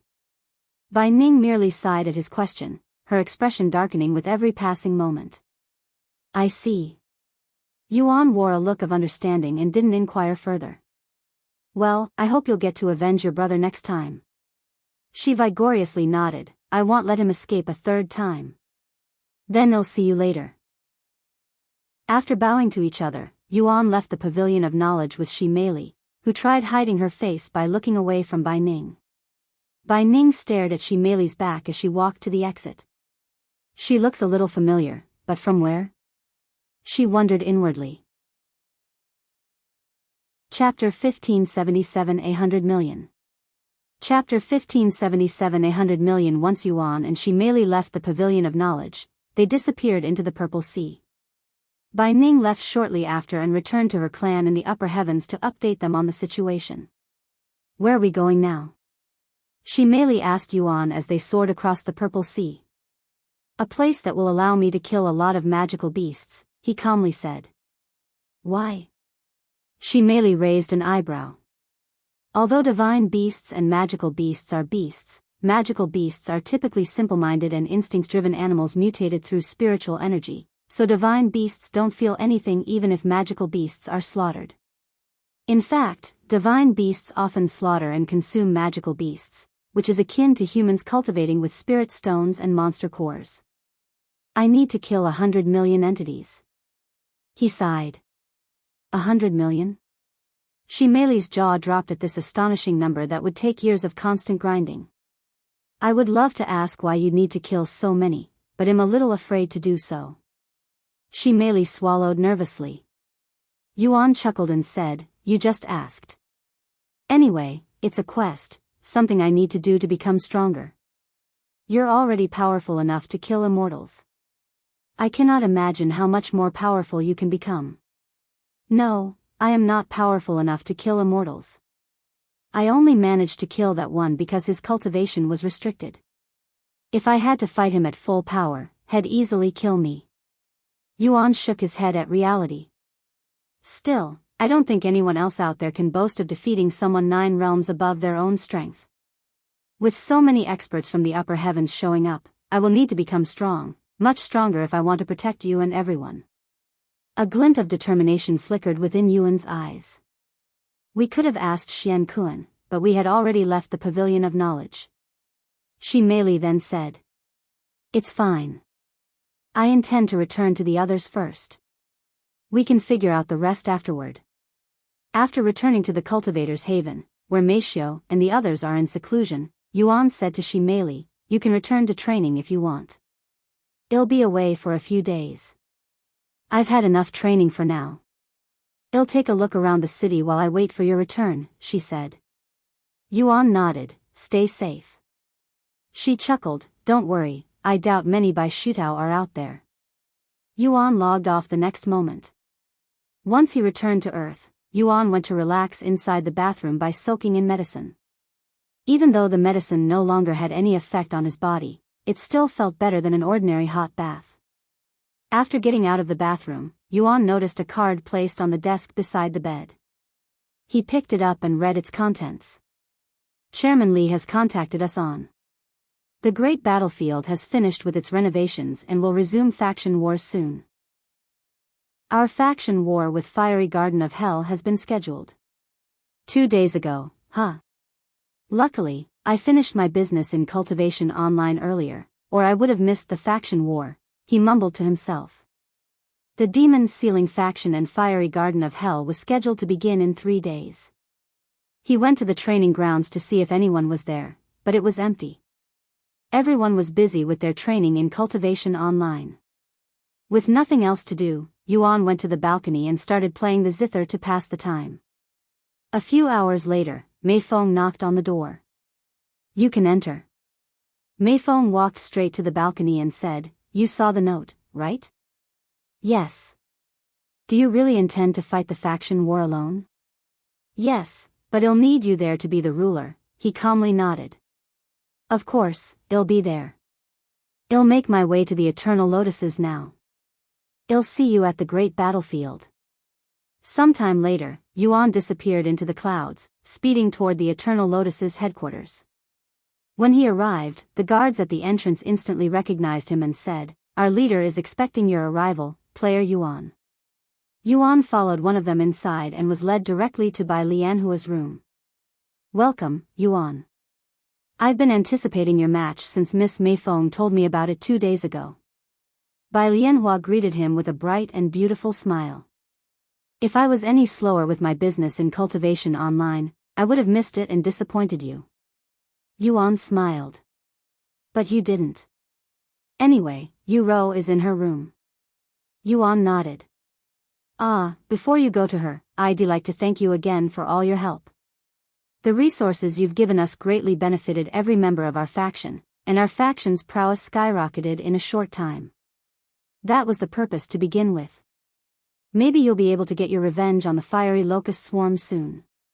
Bai Lianhua's eyebrows suddenly raised, and she said, unfortunately, that may no longer be possible, as the fiery locust swarm had been disbanded after their rank was stripped and their leader and a majority of their members had been banned from participating in further faction wars for using drugs during their match with the demon sealing faction. Oh, right. I forgot they did something like that. Yuan chuckled. Fiery Queen and her faction also faced ridicule since the fiery locust swarm was under them. Bai Lianhua added. So they must be extra pissed off right now. This is great. It'll make our match even more entertaining. Yuan left to meet with Yu Rou shortly after. The following day, Yuan traveled to the great battlefield with Yu Rou and Bai Lianhua. When he arrived, Mei Feng was already waiting for him, alongside the other members of the demon sealing faction. This time, every member was present. However, none of them would be participating in the faction war and were there as mere spectators. If you find any errors, ads pop up, ads redirect, broken links, non-standard content, etc. Chapter 1578 Fighting the Fiery Garden of Hell. Chapter 1578 Fighting the Fiery Garden of Hell. I was really hoping you didn't show up so we could have some fun, Wang Ming remarked as Yuan and his group arrived. Sorry, but I really need to do this alone, Yuan said with an apologetic smile. It's fine, but we have the next one. Of course. As they made their way to the arena, their group drew the attention of everyone they passed, like a group of celebrities. Look! The demon sealing faction is finally here. It looks like their entire faction will be present for this faction war. That's only natural. They're against the fiery garden of hell, after all. Even player Yuan won't be able to fight so many players alone. Who knows? With the new changes, anything's possible. No, it'll definitely be much more difficult for player Yuan if everyone can use deadly techniques. I'm sure player Yuan has some ridiculously powerful attacks that can wipe out thousands of players in the blink of an eye. Even if that's the case, I doubt he would be able to use those techniques too much before running out of chi. The people speculated and debated on their faction war, unaware that Yuan was planning to fight the fiery garden of hell alone. Meanwhile, the fiery garden of hell was already gathering inside the new and improved arena. The arena was expanded several times its original size, and hazardous areas, such as a river of real lava and deadly traps, were spread throughout it. The arena itself could easily accommodate 10 million players at once, so there was plenty of room for even the largest factions to go wild. Due to the formation that prevents death and serious injuries, the technique evaluation was no longer required, making faction wars more accessible and exciting. A record number of people showed up to spectate the faction war between the demon sealing faction and the fiery garden of hell, not to mention the number of people watching from home and other places. At this moment, more than half of the world tuned in to watch the faction war, to see how the demon sealing faction would deal with the fiery garden of hell and its impressive number of players. I've been waiting for you, Yuan. Chairman Li's face brightened like a light bulb after seeing Yuan and the rest of the demon sealing faction. Do I have to do anything before we can start the faction war? Yuan asked. No, we can start once it's time. Yuan nodded and said, then I'll make my way to the arena. Good luck, brother. Yu Rou said to him. The others followed, but Chairman Li's eyebrows raised when the demon sealing faction also started saying it. Seeing Chairman Li's puzzled face, Wang Ming said, only Yuan will be participating in the faction war. We're just here as spectators. What? You intend on fighting the fiery garden of hell alone? All 600,000 of them? Chairman Li's eyes widened with shock as he asked Yuan.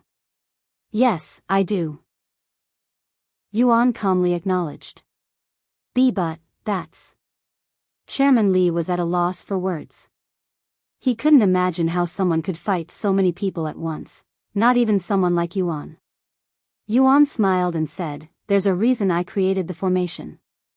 Of course, I wanted to make faction wars safer for everyone, but it's also so I can fight with fewer restrictions. Chairman Li still couldn't find any words. Yuan continued walking to the exit, quickly disappearing from the waiting room. Mei Feng followed him since she had to be the ruler. He's serious? Chairman Li uttered in a dazed voice. He never jokes around in these sorts of situations. Wang Ming chuckled. Sometime later, Yuan appeared in the arena. When the spectators saw this, the entire stadium erupted with cheering. However, the cheering quickly quieted once the spectators realized only 2 members from the Demon's Ceiling faction were present. Huh?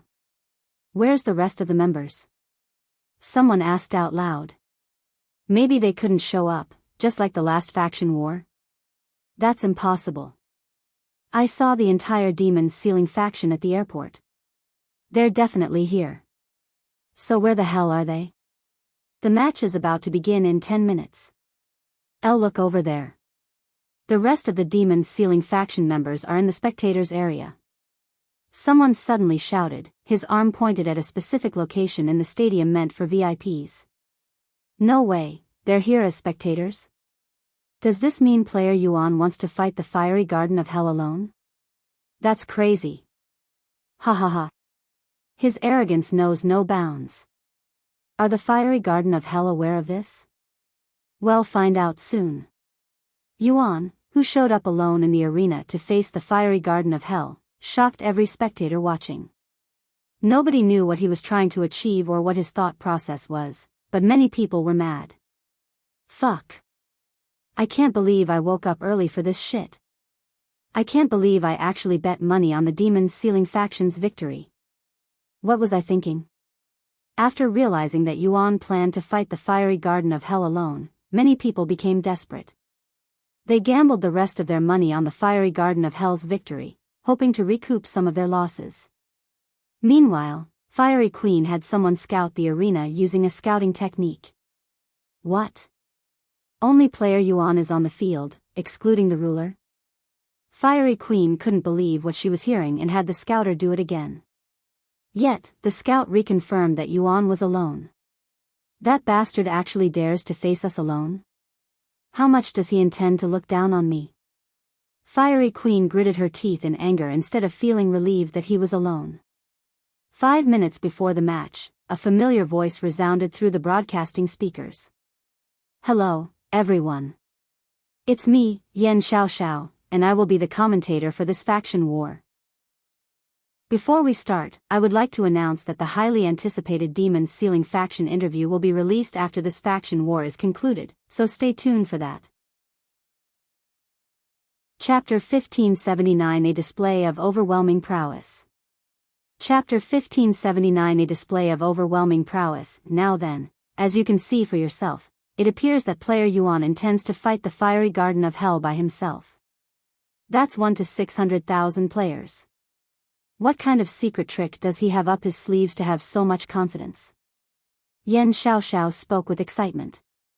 She was one of the very few people who weren't angry at Yuan and even believed in him.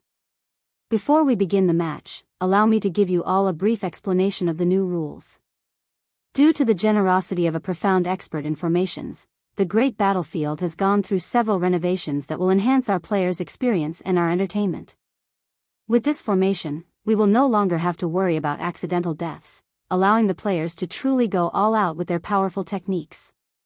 However, while players won't die even if a sharp sword strikes their neck, they will still feel some of the pain, so it's not completely risk-free. Although players can no longer die, they will still carry a badge that represents their life, and if broken, they will be disqualified. A player will also be disqualified if they are knocked unconscious, which may happen if they suffer enough damage.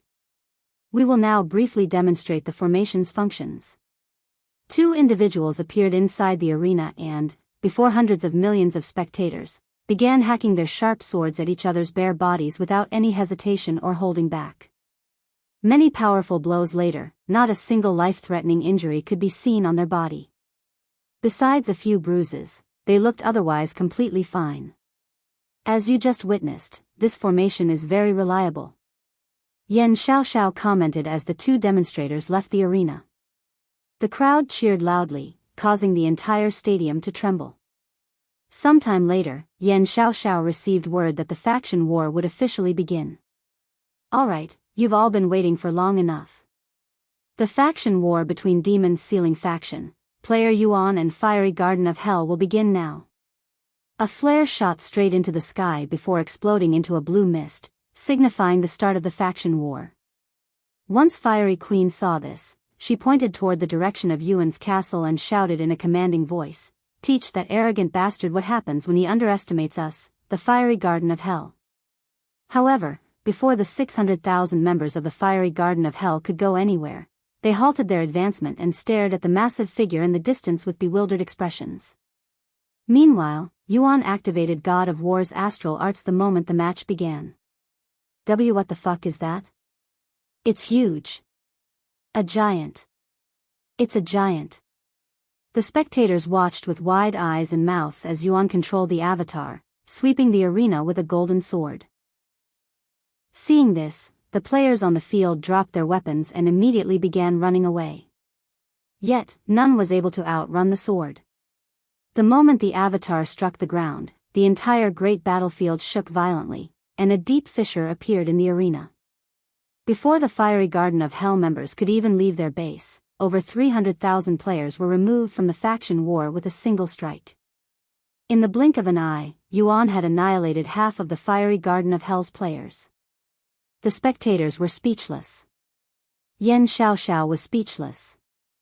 There was not a single person watching who wasn't shocked by what they had just witnessed. Once she snapped out of her daze, Xianxia commented, her voice filled with excitement, "Heavens! What a power play!" Player Yuan disqualified 301,283 players with a single strike the moment the match began. How will Fiery Queen and her faction respond to this? After the sudden attack, Fiery Queen sat on her buttocks with a dazed look on her face as she stared at the golden giant that overlooked them from above like a god, feeling like an ant. It's not over. He must have consumed most, if not all, of his energy on that one attack. Fiery Queen eventually recovered. The very next moment, not wanting to finish the faction war too quickly, Yuan deactivated God of War's astral arts. Fiery Queen misunderstood this and became convinced that Yuan had exhausted all of his energy. The remaining Fiery Garden of Hell players struggled to get back on their feet before advancing toward Yuan's castle again. However, before they could take more than 10 steps, a beam of light suddenly appeared from the direction of their destination. This beam of light contained an immense amount of spiritual energy, and everyone struck by it was instantly knocked unconscious. The same thing happened to those hit by the God of War's astral arts. Suddenly, another 50,000 Fiery Garden of Hell players were removed from the battlefield. My God! What on earth was that laser technique just now? I have never seen, Xianxia cried out loud. Before Xianxia could even finish her sentence, Yuan launched another heaven-splitting sword strike at the Fiery Garden of Hell, defeating another 32,000 players in the blink of an eye.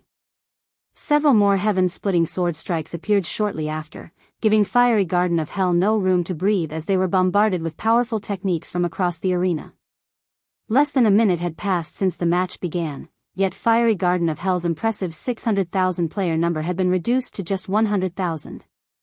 The spectators were unsure of what they were witnessing, but as Yuan's overwhelming abilities became apparent, a palpable fear began to spread among them. If it weren't for the formation, he would have killed 500,000 people just like that. What kind of monstrous power is that? What if he suddenly decides to use it for evil? Who could stop him then? These kinds of questions began to arise in people's minds. They feared that Yuan was too powerful, that he wielded unchecked and uncontrollable power that could spell the end of the world if he chose to end it. Chapter 1580 A Display of Overwhelming Prowess, 2. Chapter 1580 A Display of Overwhelming Prowess, 2, Queen. What should we do? We're completely powerless right now and are no different than sitting ducks waiting to be slaughtered. One of the Fiery Garden of Hell members suddenly cried out loud. Fiery Queen didn't immediately respond. She surveyed her surroundings with a dazed look, taking in the devastated scene. Over 80% of her forces had been defeated in less than a minute, but they still had 100,000 players remaining. If Yuan had exhausted all of his energy, they still had a good chance of defeating him. There's no need to despair. We may have lost a lot of players, but we are still 100,000 strong. Player Yuan's definitely exhausted his chi this time. This is our chance to defeat him once and for all. Fiery Queen shouted. She pointed in Yuan's direction with a whip in hand and continued, "Advance." The players quickly scrambled to their feet and started running toward Yuan's castle for the third time with their eyes peeled open for incoming attacks. He's stopped attacking. I think he's really out of energy. We need to hurry and reach him before he recovers. Move. Move your asses. We cannot allow him to recover even slightly. The fiery garden of hell began advancing like madmen, almost as though they were racing each other to see who reached Yuan first. Even if they don't have the capability to defeat Yuan, they could still hope to delay his recovery. However, unbeknownst to them, Yuan still had plenty of spiritual energy. In fact, had been holding back the majority of his strength this entire time. If Head used his full strength, or even half of it, the players wouldn't have survived it, even with the formation's protection. Seeing how desperately the fiery garden of hell was trying to reach him, Yuan sat on the ground before completely lying down, looking like he was going to take a nap. What in God's name? Player Yuan appears to be taking a nap in the middle of the war. Did he run out of energy after using so many powerful techniques at once? Yan Xiao exclaimed. He really loves to show off, doesn't he? Wang Ming chuckled at this scene. He's just bullying them at this point. Shi Lang shook his head with a slight smile. The arena was so massive that it took the fastest player in Fiery Garden of Hell nearly 20 minutes of straight sprinting to finally reach Yuan. That bastard's asleep? The player almost couldn't believe his eyes when he saw Yuan casually resting on his back, seemingly without a care in the world. The player immediately thought about launching a sneak attack, but he quickly became doubtful whether Yuan was actually asleep or not. What was I thinking? Unless he knocked himself out after exhausting himself, there's no way he would actually be asleep. This is obviously a trap. However, even if it was a trap, the player couldn't stand there and do nothing while Yuan continued to recover his energy. He had to do something. The next moment, after taking a few deep breaths, the player made his move. Using his movement technique, he closed their distance almost instantly. With a dagger in his grasp, the player aimed for the badge hanging by Yuan's waist.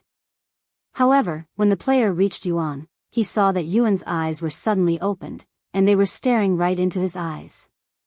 The player felt an incredible chill throughout his entire body, almost like he was suddenly swimming naked in ice water. Unfortunately, it was already too late to stop, and the adrenaline in his blood made him move even faster. Die for me, you monster! The player roared as his dagger inched closer to Yuan's life badge. Right as the dagger was millimeters away from touching Yuan's badge, the player suddenly found himself unable to move even the slightest, almost as if he was frozen in time. Before the player could even react, Yuan casually smacked him in the face, sending him flying across the arena until he hit another player several minutes away. Where the hell did you come from? The player struck by the one who got hit cried out loud. However, the player couldn't respond, as he was knocked unconscious. Eventually, Fiery Queen and the rest of the players reached Yuan, who was no longer napping on the ground but hovering in the air instead. What took you so long? I fell asleep waiting for you. Yuan said as his gaze stared at Fiery Queen. Shut up. Fiery Queen bellowed with an enraged expression. Keep acting arrogant, but we all know that you've already exhausted your energy. Oh, really? What gave it away? Yuan smiled. Unless you have unlimited chi, there's no way you're not exhausted by now. But I had plenty of time to rest. Ha! Who are you trying to fool? You wouldn't be able to recover completely even if we gave you an entire day. Yuan laughed. Fiery Queen, you don't learn, do you? How many times do I have to teach you this lesson? What lesson? Fiery Queen frowned. That you'd never be able to defeat me. Yuan activated God of War's astral art again. The golden giant returned and even looked bigger than before. Fiery Queen and the other players' faces immediately darkened, and their hearts all dropped at the same time. Fiery Queen, let this be my last warning to you. If I have to deal with you again, it won't be so peaceful. Yuan proceeded to bombard Fiery Queen and the remaining players with a barrage of attacks. Each time the golden giant swung its sword, the entire island would shake, and a new fissure would open up in the ground. After destroying almost the entire arena, Yuan deactivated the technique and descended before Fiery Queen, who had purposefully left alone. Fiery Queen stared at him with a dumbfounded face. She opened her mouth, but no words came out. In the end, Yuan destroyed her badge without uttering another word. Chapter 1581 Controversies. Chapter 1581 Controversies. Fiery Queen stared at her destroyed badge with a dazed face. Although she sustained almost no physical damage during the faction war, the damage dealt to her mentally was immense and profound. This overwhelming sense of defeat and helplessness made her recall their previous confrontation and how he slaughtered all of the exiles. Tears began flowing from Fiery Queen's eyes, but Yuan did not linger to watch her weep and was already walking away. Despite the Demon Sealing faction, Yuan's overwhelming victory, nobody in the crowd cheered, and the place was so silent that a pin drop could be heard from miles away. Eventually, Xianxia broke the silence by announcing the winner. The winner of this faction war is Demon Sealing faction. Or should I say player Yuan, who single-handedly defeated 600,000 players by himself. Xianxia quickly appeared in the arena and sprinted to Yuan, fearing that he might leave before she could interview him. Congratulations on the Demon Sealing faction's second victory. With this momentous victory, the Demon Sealing faction is now ranked 5th in the world. I'm sure the speed of your rise broke several records, but we can talk about that later. Right now, I want to know what you have to say. Yuan grabbed the microphone and spoke calmly. I see a lot of disappointed people in the audience. Were you expecting something else? I'm sorry if I disappointed you, but I warned you the last time, never bet against me. Anyway, I've had enough fun of faction wars for now, so I will no longer be participating in them. With that said, if you wish to challenge the Demon Sealing faction, I'm sure the other members will be more than willing to entertain you. Yuan returned the microphone to Xianxia before walking out of the arena.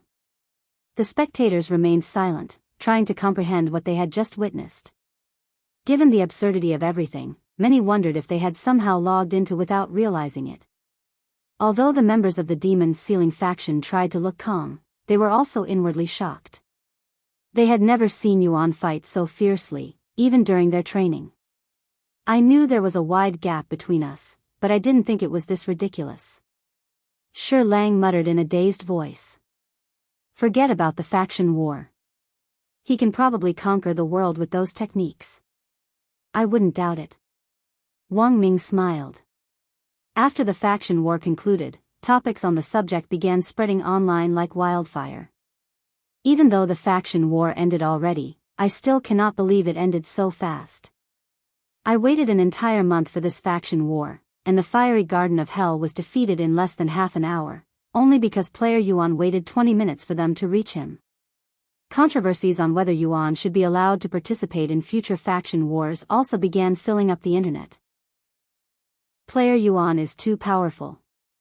He needs to be banned from future faction wars to keep things entertaining and fair. Player Yuan is too much. He's too arrogant. Fiery Queen did not deserve to be bullied like that. Most spectators who watched Yuan's faction war felt an indescribable sensation after the match. It was a feeling they were not familiar with. Gradually, they began to recognize that feeling as existential fear. After witnessing someone who was beyond their understanding, they began to question the purpose of their own existence. However, unwilling to accept their inferiority, these people banded together to drag down the one who had made them feel that way. Player Yuan was definitely using drugs to enhance his strength. Ban player Yuan. Remove the Demon Sealing faction from the rankings. Countless calls for the Cultivators Association to ban player Yuan and the Demon Sealing faction flooded the internet. The sentiment only intensified over time, with more and more people echoing the same demand. Chairman Li, under pressure not only from the public but also from the legacy families and other powerful backgrounds, found himself in a difficult position. The legacy families and 10 great families have always wanted to get rid of Yuan, but they have never had the opportunity to do so until now. Soon, even government agencies from around the world got involved. Due to Yuan's prowess, which they perceived as a threat, they had no choice but to intervene. However, the governments had no interest in the Cultivators Association or the faction wars. They only had one thing in their sights, Yuan himself. Shortly after the faction war had concluded, every single government agency in the world got together. They watched the faction war between Yuan and Fiery Garden of Hell from beginning to end before they started their conversation. They started the conversation by revealing all of their information on Yuan, from the day he joined the orphanage to the current day. Although the government hasn't acted until now, they have been gathering information on Yuan since the day they realized he was player Yuan just in case of situations like this. This person clearly has enough power to threaten not just a country but the entire world. He's too dangerous to be wandering around without any supervision. Then what do you suggest? That we chain him down? Who here has the power to do that? I do not know what has to be done or what can be done. I only know that something must be done before he gets out of control. He's currently living within the Dragon Spiral Mountain, right? Perhaps we can get the Lord to deal with him. The room fell silent for a moment. The Lord's identity as a divine beast was no secret among government agencies, but only those with the highest level of clearance knew about it. If it's the Lord, he definitely has the power to control Yuan. No, he might be the only entity in this world who can do so. But would he even help us? The Lord is a reasonable entity. I'm sure he'll understand our worries. Chapter 1582 Yuan's Offer. Chapter 1582 Yuan's Offer. Brother, is there anything you can do about this? Inside her room, Yuro shoved her phone at Yuan's face, showing him all of the negative things being said about him with a concerned face. After the faction war, wanting to spend a little more time with his sister, Yuan left with Yuro and Bai Lianhua while the others returned to the Dragon Spiral Mountain. Yuan glanced at the topic being made about him and shrugged. What do you want me to do? Tell them to shut up. I don't know, but they're demanding you to be banned from future faction wars. And it's not just a few individuals. Yuro said with a worried face. I kind of agree with them. I'm simply too powerful. Any faction war with my participation will be a guaranteed victory for the Demon Sealing faction by a landslide. I don't intend to participate in more matches unless necessary, so this ban won't really affect me that much. But I enjoy watching you kicking everyone's ass. Faction wars will no longer be the same for me after seeing your performance today. They won't be as entertaining. Senior sister, you should say something too. Yuro turned to look at Bai Lianhua, who was leaning on the wall with a perplexed expression on her face. I don't know what to say. I doubt the Cultivators Association would ban him because of this, but I have a feeling that the 10 great families will add to the pressure. There's no chance in hell they'd let this opportunity to drag Yuan down slip away. Suddenly, Bai Lianhua received a call on her private cell phone. Hello? Father? It was her father, Bai Mengyao, calling. Yuan? Yeah, he's with me. Why are you asking? Huh? Seriously? Bai Lianhua's face became filled with shock. Okay. I'll tell him. After hanging up, Bai Lianhua turned to look at Yuan with a heavy gaze. What's wrong? Yuan asked. I was right. The 10 great families are working together to pressure the Cultivators Association to put a ban on you. However, that's not what's most concerning. Apparently, government agencies around the world are wary of your capabilities and have gathered to discuss your existence. Yuan raised an eyebrow at this news. The government? What are they worried about? That I might take over the world or something? He spoke in a joking tone. Yet, Bai Lianhua nodded and said, yes, precisely that. They are worried about the prowess you displayed today. As of this moment, they see you as an unpredictable disaster waiting to happen. Even if you swear that you won't take over the world, they won't feel safe until they have you under their control. So what do you think they'll do to me? Yuan suddenly asked.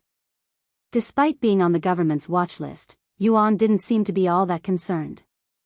Well, they'll most likely try to put a leash on you, control you. However, they won't approach you directly and will most likely. Bai Lianhua paused midway and turned to look at Yu Rou with a worried frown on her face. They will most likely approach Yu Rou and those close to you first. Only once they have enough leverage over you will they finally approach you, Bai Lianhua sighed. Is that so? Yuan looked at Yu Rou and asked, want to spend some time with me in the Dragon Spiral Mountain? At least until everything calms down. Nobody will be able to bother you while you're with me. Of course. Yu Rou closed her mouth just as quickly as she opened it.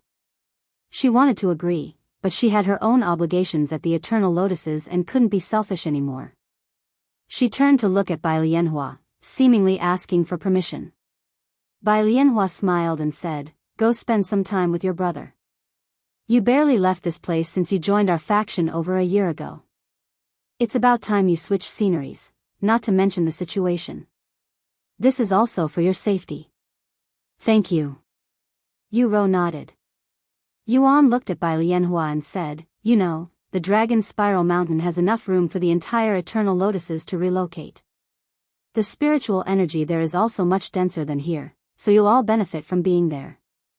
Bai Lianhua was momentarily stunned by his suggestion. After snapping out of it, she said, I know it's incredibly expensive to live there, if you even get approved by its landlord. There's no way they'd let so many people move there at once. Yuan smiled and said, I happen to be very close with the landlord, so we should have no problem getting you guys settled there. Of course, this is only a suggestion, an offer. You don't have to take it if you don't want it. Unlike before, Bai Lianhua didn't immediately reject his offer. Living inside the Dragon Spiral Mountain would not only provide them with security but also benefit their cultivation. However, the most important factor was that she would get to be neighbors with Yuan. Seeing Bai Lianhua seriously pondering moving her headquarters to Dragon Spiral Mountain, Yuan gave her another push. You also won't need to worry about living expenses since that'll already be taken care of. After a moment of silence, Bai Lianhua replied, can I give you an answer later? I need to speak with the others first. This decision is too big for me to decide alone. Yuan nodded, sure. Then I will immediately speak with the others. Bai Lianhua didn't waste any time and gathered all the faction members before telling them about Yuan's offer. We get to be neighbors with the Demon Sealing faction and player Yuan? I agree. I heard that only the elite of elites are allowed to live there. I also agree with our relocation. The members were quick to give their opinions on the matter, and everyone agreed to move to the Dragon Spiral Mountain because they would only benefit from it. Chapter 1583 Controlling Yuan. Chapter 1583 Controlling Yuan, that was fast. Yuan smiled when Bai Lianhua returned to the room much faster than had anticipated. Well, everyone's eager to move. Bai Lianhua replied with a bashful smile. Then it's settled. You guys can make the move whenever. I'll speak with the Lord once I return. Bai Lianhua nodded, okay. Thank you for giving us this opportunity. Yuan left with Yu Rou a few hours later. As Yuan and Yu Rou made their trip back to the Dragon Spiral Mountain, government officials were already there to speak with the Lord. However, before they could even reach the Lord, they had to deal with the manager first. Even as government officials, they couldn't enter the Dragon Spiral Mountain without her approval. What is your reason for visiting? Leah asked them with a nonchalant look on her face. We have some urgent matter that requires the Lord's attention. This world's balance is in jeopardy, and we believe the Lord is the only individual who can deal with it. Despite hearing this information, Leah remained uninterested and said, I will need more information than that, or are you implying that I don't qualify enough to hear it? The government officials exchanged glances with each other before giving a nod. One spoke a second later, we believe a certain individual has too much power and could be a potential time bomb strong enough to destroy this world if not controlled. He's currently wandering the world unrestricted as we speak, and would like the Lord to do something about it. Who is this individual? Leah narrowed her eyes. He used to go by Yuan, but he's known as Yuan right now, and he's a resident at the Dragon's Spiral Mountain. Leah raised an eyebrow upon hearing this familiar name. After realizing the situation, Leah couldn't help but crack a chuckle. The government officials raised their eyebrows at Leah's reaction. Although they had met and spoken with her plenty of times, they had only seen her poker face, so it was an incredibly weird feeling to see her laugh, even if it was just slightly. Ahem. Leah cleared her throat and spoke, acting like nothing had happened. You need the Lord to control this Yuan individual, correct? I'll lead you to the Lord right now. Already? The government officials couldn't believe how fast they gained entrance. Typically, they would have to wait for Leah to contact the Lord before getting a response. Don't tell me the Lord is already aware of the danger Yuan proposes to the world? One of them speculated as they passed the gates, entering the Dragon's Spiral Mountain. Maybe that's why she laughed at us, because they are already working on it. Sometime later, these government officials reached the peak of the mountain. Wait here for a bit, Leah said to them before disappearing for a few minutes. While they waited, Leah went to notify the Lord of their visit. Government officials? What do they want? That's a surprise. Leah smiled. The Lord found Leah's behavior to be unusual and immediately became suspicious. However, he didn't question her any further and said, "Bring them to me." Of course. Leah left to bring the visitors to him. A few moments later, the government officials stood before the Lord's cave with their heads lowered so much their chin was kissing their chest. What are you all waiting for? This is an urgent matter, right? Go ahead and tell him what you told me. Leah spoke up when none of the government officials dared to speak without permission. The officials felt something was off about Leah, almost like she was entertaining herself with their situation. We greet the Lord of the Dragon's Spiral Mountain. Today, we have an urgent matter to discuss. There is a particular individual we believe requires your attention. This individual possesses unfathomable power that threatens not only the balance of this world but also the world itself. He hasn't done anything requiring immediate action, but we believe it's only a matter of time, and at the speed he's growing, we should move as soon as possible before he becomes truly uncontrollable. This individual is a resident at the Dragon's Spiral Mountain. He used to be called Yuan but is now widely known as Yuan, and we need you to put a collar on him. The moment Yuan's name was uttered, the atmosphere in the Dragon's Spiral Mountain changed, and a dreadful pressure appeared at the peak of the mountain, forcing all of the government officials to kneel on the ground. Lord? What is the meaning of this? The government officials screamed in horror as the bones in their bodies began cracking. The pressure disappeared a few seconds later, but the officials remained on the ground with their bodies still screaming from pain. I refuse. The Lord uttered in a cold voice a moment later without explaining any further. Despite their pain, the officials tried to change his mind. Please. You're the only existence in this world who can control a monster like him. The world needs your help, Lord. Why are you refusing to help us? At least give us an explanation. I will not repeat myself, nor do I owe you any explanation. Now get the hell out of my face before I lose my temper again. The Lord roared, blowing them away with the force of his voice. But, the Lord has spoken.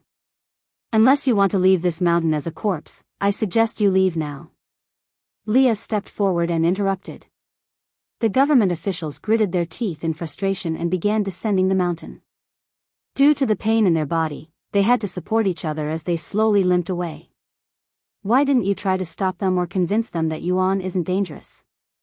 Leah asked the Lord after the officials left. You think they'd listen to me? Humans are foolish and cowardly creatures, especially when their power and control are threatened. The Lord sighed. Anyway, this was bound to happen sooner or later. Let's wait and see how hell deal with this. Leah silently acknowledged. Chapter 1584 A Villain. Chapter 1584 A Villain, fuck. Why did the Lord refuse to help us? Could he be afraid of Yuan? That's impossible. The Lord has an unfathomable cultivation. He could easily kill someone like Yuan. Whatever his reason is, we cannot leave without any results. Our supervisors will eat us alive if we return empty-handed. But what the hell are we supposed to do? The government officials stopped moving and decided to sit by the road to think. They were also in too much pain to walk and took this opportunity to heal. After some time, they considered returning to the peak for another attempt to convince the Lord, but no one actually dared, fearing that the Lord would kill them for such audacity. There's nothing we can do here. I'm sure our supervisors will understand. Let's get out of here before there's a misunderstanding. Yeah. It's not like we can argue with the Lord. The officials got back on their feet and began descending the mountain again. Sometime later, they noticed a handsome young man coming up the mountain from a distance. Despite his youthful appearance, he had a profound aura and exuded the presence of an expert. That's. Look over there. It's Yuan. The government officials immediately halted their steps when they recognized the young man to be Yuan, the very person they were trying to put under control. Yuan noticed these individuals long before they even saw him and had plenty of time to ponder how he should interact with them, if he even should. Once they were only several feet apart from each other, Yuan stopped in front of them with a friendly smile on his face. Judging by your suits, you must be with the government. Did you already finish your discussion with the Lord? How did it go? He asked. What are you talking about? The official's eyes widened with surprise, almost as if they couldn't believe what they were hearing. Yuan pretended to look confused and said, I thought you were here to see whether you can get the Lord to deal with me or something along that line. Was I mistaken? You. The government officials' faces darkened after hearing his words. However, they quickly realized the gravity of their situation. If they respond incorrectly and offend Yuan, it might trigger what they feared could happen. I think there's been a misunderstanding. Our supervisors are not trying to deal with you. We just want to make sure you don't accidentally destroy a city or the world. Wow, that's quite the assumption there. How did you come up with such a conclusion? Is it because of my performance during the faction war? That's. Before the officials could respond, Yuan continued, or is it because of the 10 great families? Are they telling you that I am dangerous and need to be dealt with? Well, it doesn't really matter. Tell your supervisors that I have no intention of being controlled, nor do I have any plans on overthrowing the government, as long as you know your place and don't touch my friends and family. In case they don't want to listen, tell them that what they'd witnessed during the faction war was only a small fraction of my full strength. If they want to see me prove it, they can go ahead and continue messing with me. The government officials trembled upon seeing Yuan's cold smile. They couldn't imagine Yuan possessing more power than what they'd already witnessed, but they didn't doubt him. Yuan suddenly walked forward until he was standing right in front of them. Are you afraid of me? Yuan placed his right hand on the official's shoulder and could immediately feel the man trembling in fear. There's no reason to fear me, at least not yet.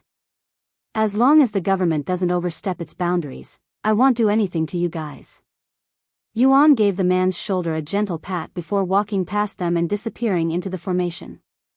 All of the officials fell to their knees once they could no longer sense Yuan's presence.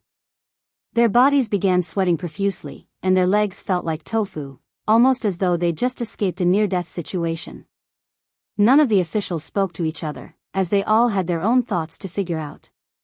Sometime later, they stood up and left the Dragon's Spiral Mountain. They would not utter a single word until they returned to their supervisors, informing them of the Lord's response, as well as Yuan's warning to them. Meanwhile, Yuan met with the Lord, who had watched his conversation with the officials. You sounded like a villain back there.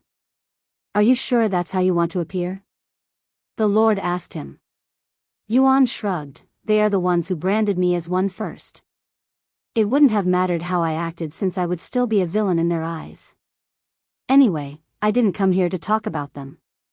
The Eternal Lotuses, who is in an alliance with my Demon Sealing faction, would like to move their headquarters to the Dragon Spiral Mountain. My sister is there, and I would like to keep her close to me for now. Do you think that's possible? Of course, that's possible. Even if we don't have room, they'll make sure there's room. In fact, I have been thinking about clearing out the mountain so it's exclusively used by you and those close to you. Yuan was surprised to hear this and quickly said, "There's no need to do that for me. What am I going to do with an entire mountain, anyway? I am fine with what I currently have, so just keep things the way they are." "I understand." The Lord nodded.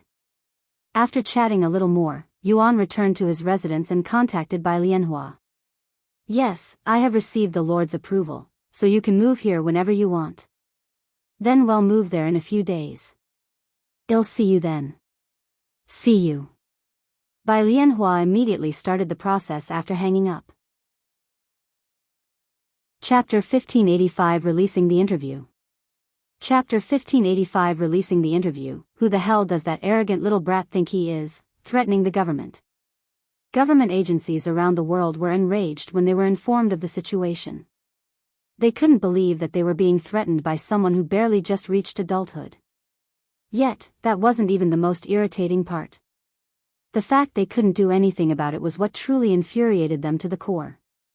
The Lord refused to help them for some reason, and Yuan lived inside the Dragon's Spiral Mountain, making things even more complicated than they already are. If they wanted to deal with Yuan, they had to wait until he left the Dragon's Spiral Mountain. Otherwise, they risk offending the Lord of the Mountain by conducting their business within his sacred land. The Lord possessed power and authority that far surpassed any other organization or individual in the world. The only saving grace for humanity was the Lord's indifference toward humans as long as they didn't mess with him. Many decades ago, the government tried to subdue the Lord. However, they quickly found out how foolish their actions were when the Lord effortlessly killed everyone responsible without leaving the mountain. Of course, the government tried nuclear weapons, but those were also rendered useless before they could even get close to the mountain. After the old government was annihilated by the Lord, a new one formed and signed a peace treaty with the Lord. The contract stipulated that they would not interfere with the Lord or any activities within Dragon's Spiral Mountain, declaring the place an independent power. This meant that the laws governing the majority of the world were irrelevant within Dragon's Spiral Mountain, and all business conducted there could not be judged by outside standards. I want the Dragon's Spiral Mountain to on a 24-hour surveillance. Notify us immediately whenever Yuan leaves. But what are we going to do once he leaves? Ambush him? We don't have the power to do anything to him. We can figure that out later. For now, I want everything on him, from what he eats to breakfast to when he shits it out. If we cannot deal with Yuan, we can always target those around him. Contact the Demon Sealing faction members and try to recruit them to our side. Be cautious and discreet. The entire room went silent after such an impossible task was given. It was already impossible enough to enter the Dragon's Spiral Mountain, so how were they going to spy on Yuan to get information on him? The entire room went silent after such an impossible task was given. It was already impossible enough to enter the Dragon's Spiral Mountain, so how are they going to spy on Yuan to get information on him? I guess we can try to convert someone that's already close to him on our side, but that has its own risks. What if they feed us incorrect information? What if they expose us? There's no such thing as risk-free in our line of work. Everything has a risk. The only question is whether or not we're willing to accept such risks. The room fell silent again. Eventually, they agreed to try to convert someone from the Demon Sealing faction. Meanwhile, Xianxia just finished editing her interview with the Demon Sealing faction and sent a copy to Meifeng to get it approved. At the Demon Sealing faction, Meifeng watched the interview with Yu Rou and Yuan together. It's very well made and puts a good spotlight on the Demon Sealing faction, which will definitely help us when everyone is trying to drag our name through the mud, Meifeng commented after watching the interview. Do you think it'll stop people from talking badly about my brother? Yu Rou asked with a slight frown on her face. Unlikely, since most of the people speaking ill of Yuan are probably hired actors paid by the 10 great families and the government. This is very common practice for those who want to lower another's reputation. There's no need to worry about me, Yu Rou. Whether my reputation is good or bad, it won't change anything. Yuan said to her. I know that, but it's still frustrating to see people badmouth you every time I open up the internet. she sighed. Yuan suddenly placed a hand on her head and ruffled her hair. Brother? Don't waste your energy over something like that. It's not worth it. He looked at Mei Feng and continued, anyway, you can let Yan Xiaoxiao know that she can release the interview whenever she wants. Mei Feng nodded and immediately sent a message to Yan Xiaoxiao. Not even a minute later, Yan Xiaoxiao posted the interview on her personal website and social profiles, instantly gathering tens of thousands of views. In less than half an hour, the interview garnered over 100 million views, becoming a sensation on the internet. At first, there were many positive comments, praising the Demon Sealing faction's unique lifestyle and the members' trust in Yuan. However, once the 10 great families and the trolls heard about the interview, they bombarded it with the usual negative comments. Yet, because these comments were made under Yan Xiaoxiao's profile, her immense fanbase was immediately enraged, considering it an attack on Yan Xiaoxiao herself. Thus, the trolls and Yan Xiaoxiao's fanbase began a war with each other. Later that night, Yu Rou approached Yuan and said, let's sleep together tonight. I don't mind, but... Yuan showed his room to her, where another individual was already sleeping on his bed. Oh, right. You sleep together with Chu Liuxiang. Yu Rou proceeded to stand there in silence, seeming in deep thought. I have been wondering about this for a while now, but why isn't Mei Xiao sleeping with you, too? Isn't she also your lover? I don't think it is fair to make her sleep in a separate room when Chu Liuxiang sleeps with you. Well, it's not like I am forcing her to be in a separate room. I also don't want to force her to sleep with us, so I'm just waiting for her to say something. Yuan said with a bittersweet smile. Is that so? Yu Rou mumbled. After another moment of silence, she said, I changed my mind. I'll go sleep with Mei Xiao tonight since it's been a while. Yuan nodded, and Yu Rou knocked on Mixius' room the following moment. Chapter 1586 Eternal Lotuses Relocation. Chapter 1586 Eternal Lotuses Relocation. Once Mei Xiao answered the door, Yu Rou greeted her with a bright smile. Mei Xiao, it's been a while since we've really spoken with each other. Let's sleep together tonight. Although she was a little surprised, Mei Xiao agreed with a slight head nod, sure. Come inside. Good night, brother. Yu Rou said as she strolled into the room. Good night. Mei Xiao also said. Good night, you too. Once the door closed, Yuan returned to his room to sleep, as cultivating was pointless nowadays. Due to the Celestial Emperor's curse and his high cultivation base, his cultivation would go nowhere, even if he cultivated for years straight. Of course, he could always consume monster cores, but he had no reason to increase his cultivation on Earth any further. After all, he already had more than enough power to conquer the entire world if he so desired. Meanwhile, inside Mixius' room, Yu Rou muttered as she sat on the bed, wow, this is a really comfortable bed. Anyway, how have you been doing, Mei Xiao? Is my brother treating you right? Mei Xiao nodded with a smile, I've been doing great, and Yuan's treating me fine, too.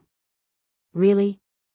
If that's the case, why are you still sleeping alone while Chu Liuxiang is sleeping in the same room as him? Yu Rou looked at her with doubtful eyes. I'm satisfied sleeping in my own room, and he does come sleep with me once in a while.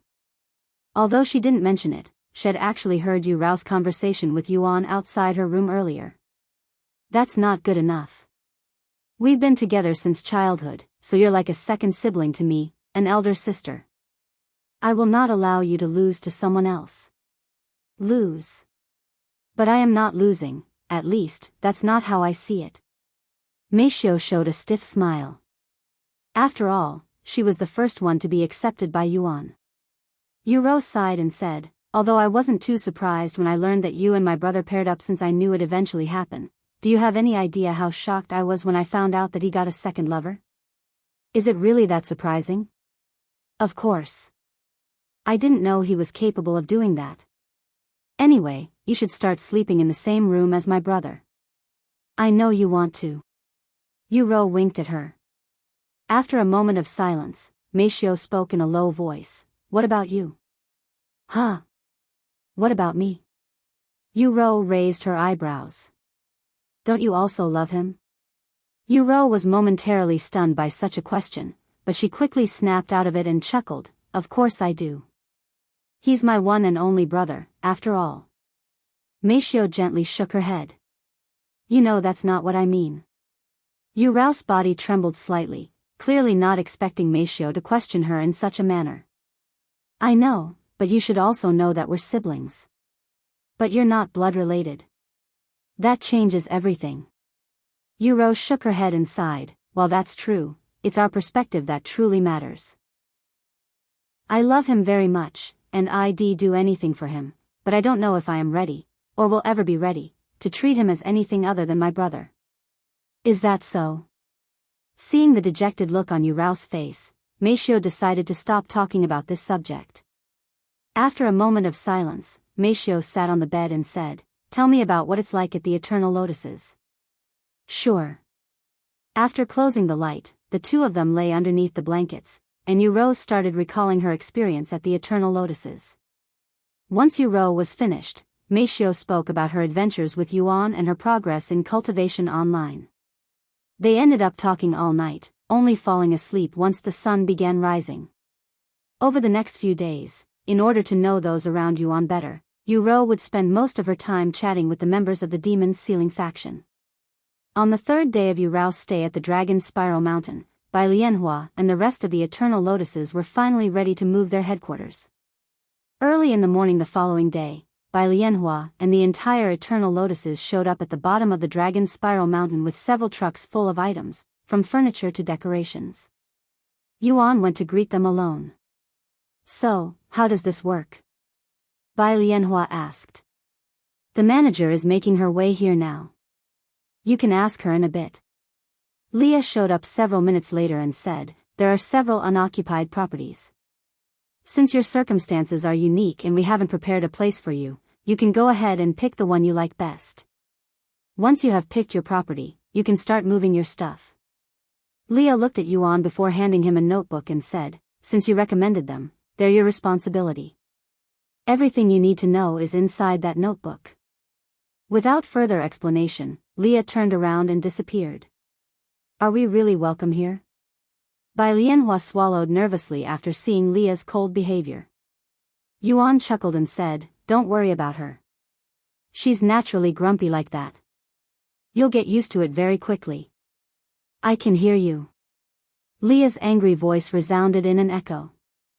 Sometime later, Yuan brought Bai Lianhua and several high-ranking members inside the Dragon Spiral Mountain to look at the available spaces listed in the notebook Leah gave him. Most of the property in the lower and middle areas of the mountain was already occupied, but there were still plenty of options available. In the lower area, 2 large mansions remained, while the middle area had 3. As for the upper area, 5 homes were still unoccupied. The disparity in spiritual energy between the lower and middle areas is immense. I cannot fathom what it'd be like in the upper areas, Bai Lianhua remarked as they entered the middle area. I never even thought such quality of spiritual energy was possible on Earth. Another commented. This place is a cultivator's heaven. Chapter 1587 Boot Camp. Chapter 1587 Boot Camp. A few hours have passed since Yuan started showing Bai Lianhua and the others the available properties within Dragon Spiral Mountain. All of the buildings were luxurious manors that were even bigger than Bai Lianhua's family home. While the upper area was more spacious, it was the higher spiritual energy quality that truly mattered. In the end, Bai Lianhua chose to live in the upper area while also staying as close as possible to the Demon Sealing faction's residence. Here is a list of our rules. I doubt you will cause any trouble for the Dragon Spiral Mountain, but it's better to be safe than sorry. Yuan handed him a list of rules that was placed inside the notebook. Bai Lianhua accepted the list and spoke with a serious expression, Don't worry, I will make sure we don't embarrass ourselves. Yuan smiled and said, If you want, I can create a formation around your home that will prevent all commotion from leaving, so you won't have to worry about being too noisy to your neighbors. Bai Lianhua nodded, That would be great. Thank you. Sometime later, Bai Lianhua signed the contract and began sending the trucks up the mountain. Once all of the items were laid out in front of the house, the members started moving them inside. Yu showed up to help with the move since she was also part of the faction. Many hours later, once the moving was finished, the Eternal Lotuses began preparing for a massive feast to celebrate their new home, to which the entire Demon Sealing faction was invited. Before we get this feast started, I would like to give a special shout out to the one who made this all possible, Yuan. Bai Lianhua gestured for Yuan to go onto the stage, where she was standing. The feast was held in the training ground, which was the most spacious. The stage they were standing on was the same one they used for sparring in their old location, something they decided to transport to their new home. Once Yuan was on the stage, Bai Lianhua continued, in 3, 2, 1, thank you, Yuan. Everyone from Eternal Lotuses shouted. Do you have anything to say to us? Bai Lianhua asked Yuan once the noises calmed down. Yuan nodded and said, since we're in an alliance, it's only natural for us to help each other. Now, getting you all settled near us is only the first part. For the next part, I want to help you all grow stronger, and when I say stronger, I don't mean give you powerful techniques. I have already spoken to my faction about this, and we want to train you personally. Thus, we will have a 3-day boot camp session at the end of every month, where we will train you to become stronger than all of the other factions. Of course, this boot camp is not mandatory and not for everyone, but for those of you who wish to stand above the rest, it's your best chance of that. The Eternal Lotuses members exchanged glances with each other, their gaze filled with intrigue yet worry. Since the month is already ending and you just moved here, we won't start until next month, but we will give you a 1-day trial later so you know what to expect come next month. With that said, let's enjoy ourselves. The feast began shortly after, with everyone stuffing their mouth with food and drinks. The feast continued into the night and even past midnight. Once the feast ended and everyone cleaned up the scene, the members of Eternal Lotuses began cultivating in their new environment. They knew the spiritual energy there was abundant and that their progress would be much faster than before, but when they finally experienced the difference firsthand, they were all profoundly shocked and elated. Ha ha ha. Although it's not as good as Cultivation Online, this is still multiple times faster than before. With this much spiritual energy, I should enter Spirit Master in no time. No wonder why people rush to ascend in Cultivation Online even if they're severely underleveled. This is worth the risk. None of the members of Eternal Lotuses were able to sleep that night, as if they were addicted to cultivating. 2 days later, Yuan and the rest of the Demon Sealing faction showed up at the Eternal Lotuses' residence with weapons in their grasp, looking like they wanted to start a war. If you wish to participate in the trial, go to this side. Otherwise, go to this side. Bai Lianhua instructed her members. In just a few moments, every member of Eternal Lotuses went to the participating side. Good. Bai Lianhua nodded in approval at their response. Now, divide everyone into groups based on their cultivation base, Wang Ming instructed as he stepped forward. Spirit warriors will be in one group, and spirit masters will be in another. A few minutes later, 4 different groups were formed from several thousand people. The first group contained about 1,000 spirit apprentices, while the second group had around triple that amount of spirit warriors. The third group had only several hundred spirit masters, and the last group had around 50 spirit grandmasters. Alright.